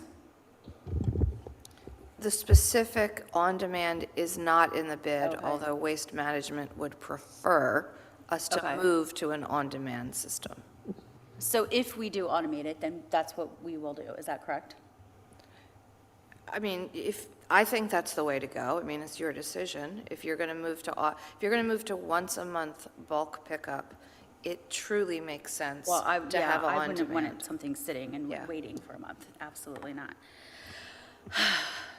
Again, I- I'm just concerned that we're talking about changing what we're bidding for. So how do we know that on-demand costs less or more? Enhancing what we're bidding, really. I don't see it as changing. It's not a change order. But, I mean, I mean, we could make the motion subject to, bulk pickup being on demand. Could we add that in? I'll amend the motion. So I'll move to award the 5-year contract for collection, transportation, disposal of residential solid waste, recyclables, and yard waste to Waste Management with the once-a-week automated collection option and monthly bulk waste option with the amendment that monthly bulk waste, or on the condition that monthly bulk waste will be picked up on demand.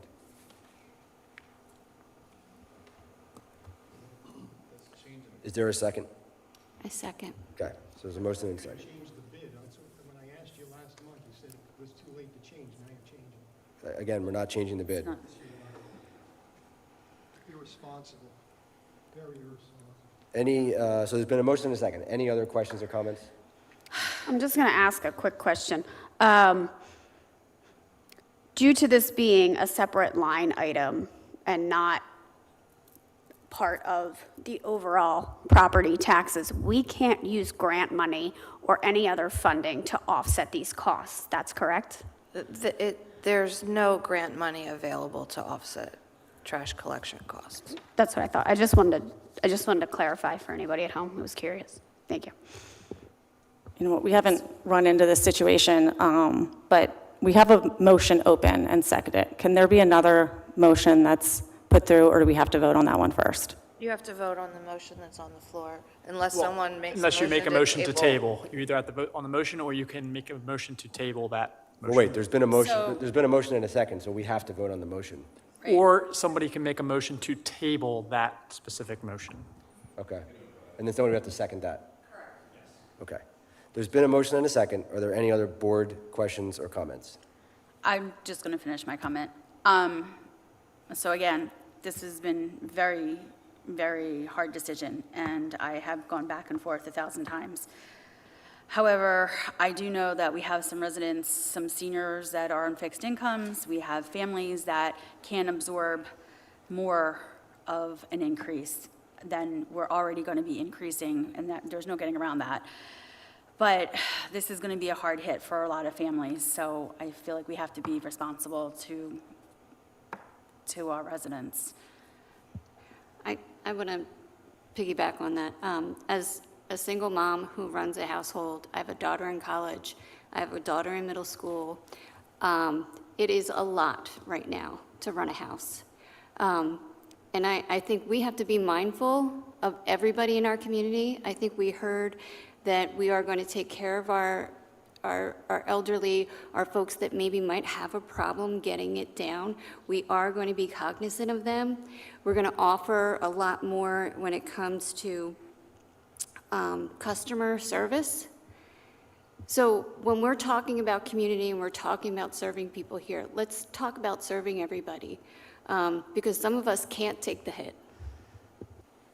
Yeah, I mean, I think that's exactly my point and the reason for the direction that I'm going on this. I mean, for me, we've heard from a lot of people who have said, I can handle this. I'm willing to pay more and I'm able to pay more. And look, that's great. Congratulations. We're happy that you're well off and financially secure enough that you can absorb it, but not everybody can. And so for me, protecting those people and not increasing the cost of this service more than we have to, while I believe still maintaining a solid level of service in this township. I mean, it's not as if, I mean, what we are moving to is, such an extreme, catastrophic change in service. And in fact, I've had lots of conversations with people in neighboring townships who are already automated, and after a month or two, they got used to it and they're perfectly fine with it and have no complaints or issues. So, I think, the sky is falling. This is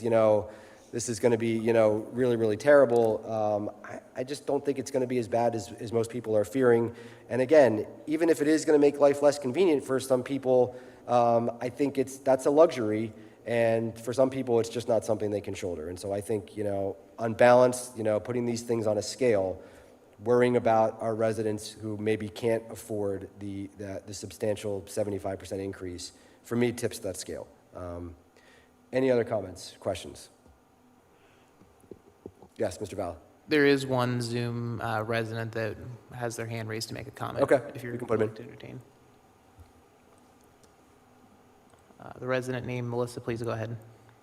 Hi, I'm a resident of Highland Park, and I just have a question about what we do with our current personal cans once we move to the waste management managed cans. Like, am I able to throw away my trash cans in their trash cans?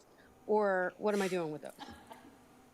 It's a good question. I don't know if Waste Management representative wants to address it. I mean, I imagine that could be a bulk waste item.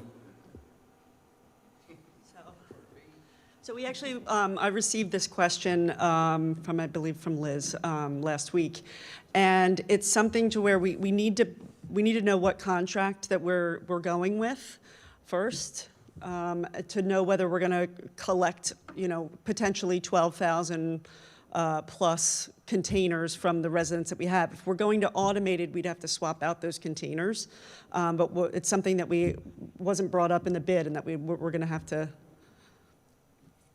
Okay, and then See which option you go with.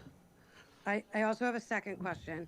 My second question is, if we move to on-demand and the less tech-savvy are not calling ahead or using the app or doing whatever, and they are just putting their bulk items out on the street, how do we as neighbors help them? Like, if I use my bulk item for the neighbor, is that even an option? Or, because we are going to have people who are just going to toss things out. They're not going to use the app. They're not going to call Waste Management. They're going to just throw it out on Tuesday, expecting it to be picked up on Friday like they always have. So how will that be addressed? Those are my two questions. We're going to have an education process following the board's decision about how we move forward.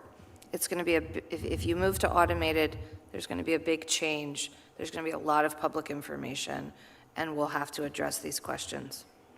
Yeah, and if we're moving to once a week, it means that the thousands of dollars that we paid to put all of those cans out last year to purchase them, those residents would either have to use them or not use them and only be able to put, what were those cans? 39 or so, 60, what were they? 32. 32. So they'd have either, And they have the option of either using them. The grant-funded cans? Yes. Yes. Yes. So either using them, or whereas if we did the twice a week automated, they'd be able to use them and probably be able to get by with them since it's twice a week. But I just feel You bad mean utilizing. Did you mean manual? No, I did not. Twice a Once a week manual. Most people, I know myself, I have multiple cans of recycling that go out once a week. Recycling would be once a week regardless of what trash option is awarded tonight. So again, everyone that got one of those cans, you can either use that or get rid of them and get the new can. So it just seems wasteful. I guess I have a education-based question. But depending on what option we choose tonight, would we be open to having maybe a specialized meeting or day around, like letting people come here to Waste Management could bring the cans, people could try them out, like kind of like a learning information type, just one meeting just solely based on that, aside and separate from this public meeting? 100%, we can do all sorts of different methods for education. Thank you. All right, well, there's been a motion and a second, so I am going to call for a vote on the motion to go with once-a-week automated and monthly bulk waste on demand. All those in favor say aye. Aye. Aye. Aye. Opposed? Nay. Nay. Passes 3-2. Thank you, Township staff, for all your work on this, and thank you, ma'am, from Waste Management. Appreciate you being here and sticking around and answering questions. Next on the agenda, consideration of authorizing the purchase of one AccuBrine maker for a total of $74,092. I'm here. Eric is No on Eric? vacation. Eric's on vacation this week. Okay. Just a little history. Our existing brine maker was purchased in 2008. 2022, we found that there were not parts available for it. It was an outdated system. As you know, we have updated our winter operations, so we now need to purchase a brine machine. We are reusing two key components of our existing system, the brine hopper, which loads the salt to make the brine, and the storage tank, which holds the brine after processing. Everyone knows that, we apply brine to the roadways to help when there is winter weather. The total cost of $74,092, I'm happy to report, is going to be offset by $36,000. We we had to shuffle some things around with RDA funding for our equipment in Public Works because of the availability. And so we have asked the RDA, and they've given us permission to reallocate the leftover $36,000 for this project. So the township's actual out-of-pocket funding will be $38,092. So would the motion be to purchase for a total of $74,092? Yep. Okay. Yep. The But offset we'd be will getting reimbursed back that $36,000. Got it. So I'll make a motion to authorize the purchase of one AccuBrine brine maker from Cargill of North Olmsted, Ohio, for a total of $74,092. Is there a second? I'll second. Been a motion and a second. Any board questions? Questions from the public? Yeah, Stephanie, can you where did that reallocation come from? Did we choose not to buy something else? Or did we pay for other equipment from other funds?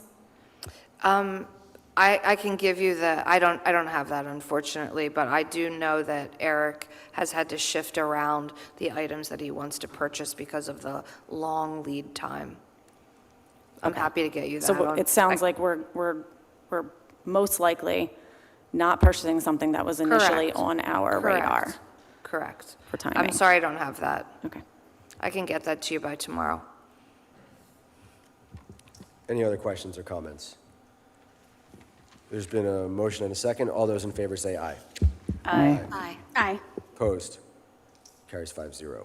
Next on the agenda, Maple Point Drive, Langhorne Yardley Road pedestrian crossing project. Mr. Vala. Yes, good evening. In front of you, Supervisors, is a revised copy of this memo briefing this project. There is a slight modification from what was originally shared. So for those who may not be familiar, Maple Point Drive on Langhorne Yardley Road, there's currently a striped crosswalk across Langhorne Yardley Road from the neighborhood side to the park, kind of heading towards the middle and eventually elementary school area. There's been plans for probably the better part of 6 years now to put in a pedestrian push button. There's a few of others, one currently on Langhorne Yardley Road further towards Community Park. This has been one eyed up for quite some time. I'm happy to report that the township did receive $146,000 and change of grant funding from the Pennsylvania Department of Community and Economic Development. To effectuate this project, we are recommending a strategy to reduce overall costs, splitting, if you will, just follow with me for a second, the actual signal component. So the part you see, the push button, the mast arm, everything, from the actual kind of pedestrian accommodations. So we're talking about like the curb ramps. There'd be a small, it's called a pedestrian refuge island, a small island in the middle of Langhorne Yardley Road to help improve pedestrians' time to cross the road, peeling off those kind of hard construction costs, if you will. We're proposing before you tonight. Two motions, one to purchase under a CoStarz contract the signal components. We did get a favorable price, and there is quite a bit of a lead time to purchase those signal equipment pieces. And then the second element would be to bid out the hard construction of the curb ramp and road construction components. Thank you, Mr. Valla. Any questions from any board members for Mr. Valla?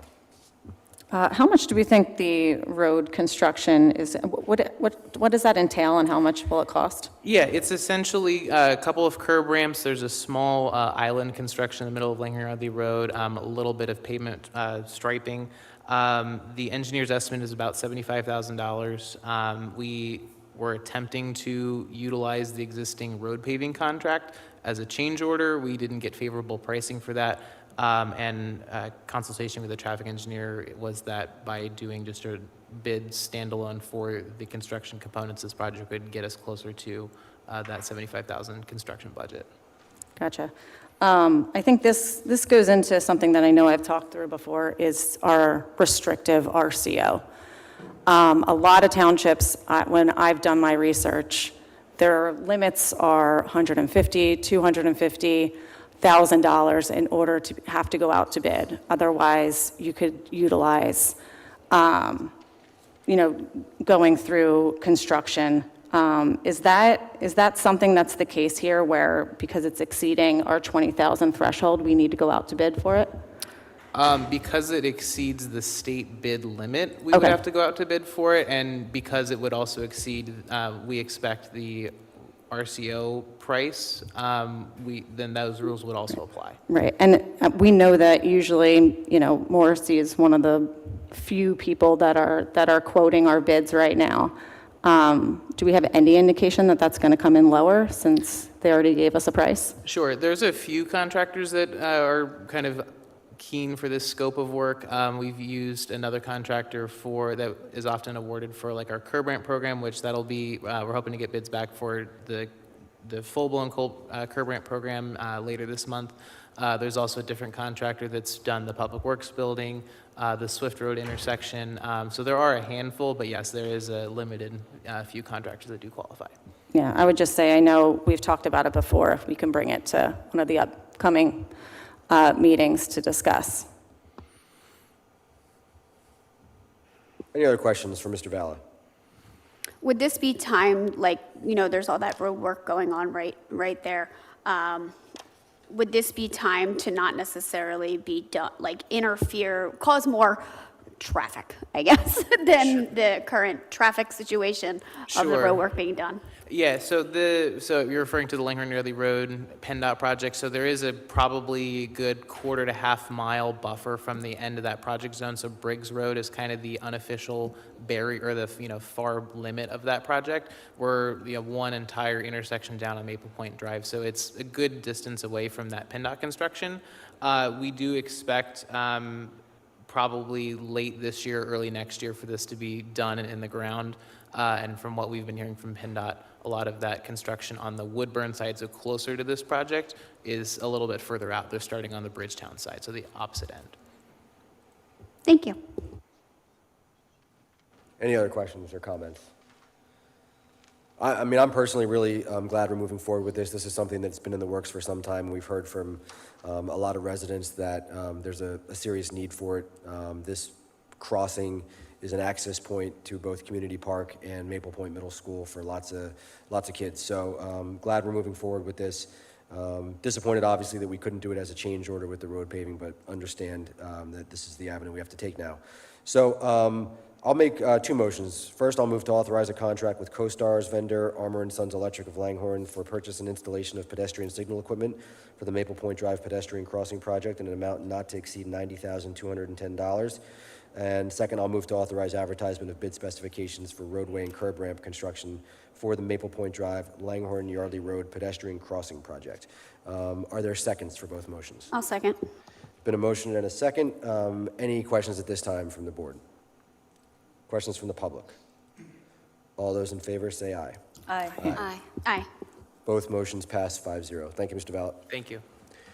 Next on the agenda, consideration of authorization of an open space agreement, consideration of authorization of an agreement with Simone Collins for consultation services for the Comprehensive Parks, Recreation, Open Space, Greenways, and Trails Plan.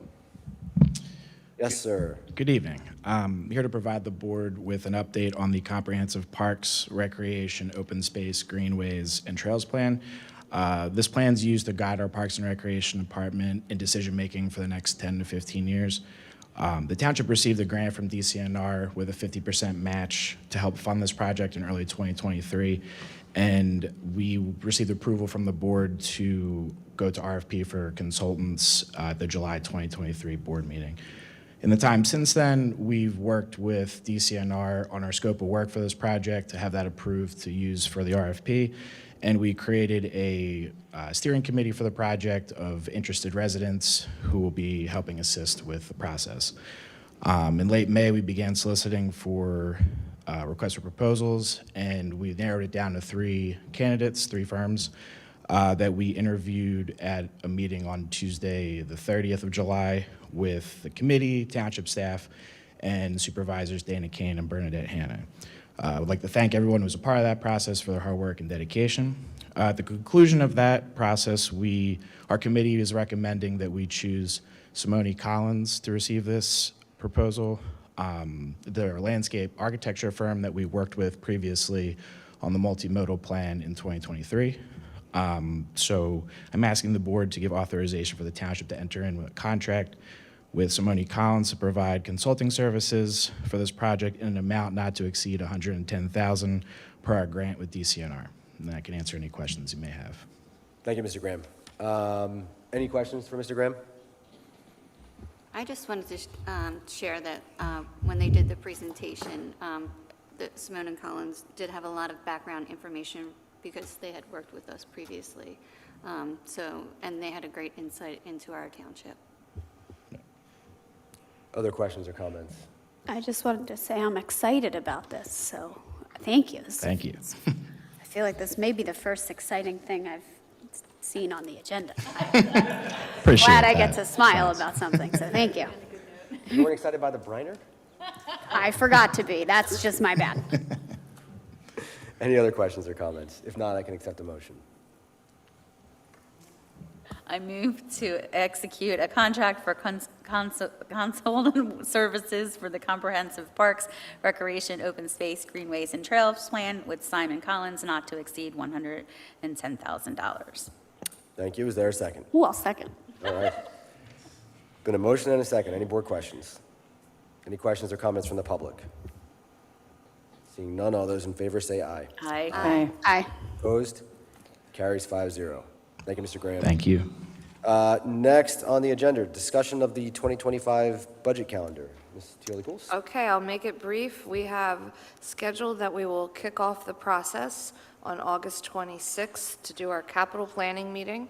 Our budget workshops this week, and please note the change, and I'll need confirmation that that works for all of you. We were originally talking about October 7th. Supervisor Kane asked if we might be able to move that, so we're proposing the 14th and the 28th for workshops. The Board of Supervisors would meet on the 21st, and that would lead us to a presentation at our November 18th meeting, teeing it up for approval on December 16th. So if I could just get confirmation from all of you, not necessarily now, but sometime in the near future, I will publish those dates.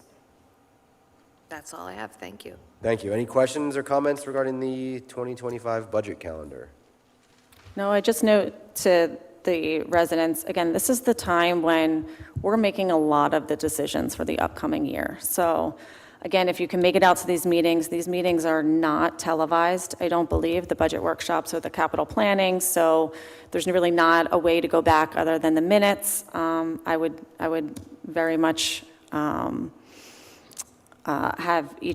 all of our residents come out to listen to and provide feedback on what we're discussing and the different projects that we're discussing. I think it'll make a difference with public interest. Well said. Any other questions or comments? All right. So that takes us into other business. I'll start with Mr. Kessler. Nothing to add this evening. Thank you. Mr. Valla. Looking forward to seeing everybody tomorrow night at National Night Out. The Community Foundation, both tomorrow and for the rest of the month, will be collecting school supplies for Neshaminy students at Keller Williams, Langhorne, Sesame Place, Inspire Credit Union, Langhorne, and here at the Township Building. Excellent. Mr. Esposito. Just want to announce that the board did hold an executive session prior to tonight's meeting to discuss personnel matters. Thank you. And nothing else. Ms. Tioli-Cool. Nothing, thank you. Ms. Corporal. Nothing. Ms. Payne. I actually just wanted to also remind people that tomorrow afternoon, we're doing a ribbon cutting for the skate park for Cynthia, and our friend Gritty will be there. So from 12 to 2. So I just encourage residents to come out and do something fun with us. Thank you. Ms. Kane. Nothing further. Ms. Hannah. Just wanted to say thank you to all the residents who came out and voted and participated in helping us make decisions. Yeah, I wanted to express the same thing. Thank you to all the residents that came out, not only tonight, but over the past several months. There's been a lot of difficult things that we've had to decide, and public input helps. And I know that our decision on some of these things tonight didn't necessarily go the way everybody wanted, and we knew that there were some people that were going to walk away unhappy, and we understand that that's the reality sometimes. But I hope that doesn't discourage people from continuing to engage and be involved in the process. That's how good government works when everybody's involved. So thank you to everybody for participating. With that, I will accept a motion to adjourn. I make a motion to adjourn. Second? Second. We're adjourned. Thanks, everybody.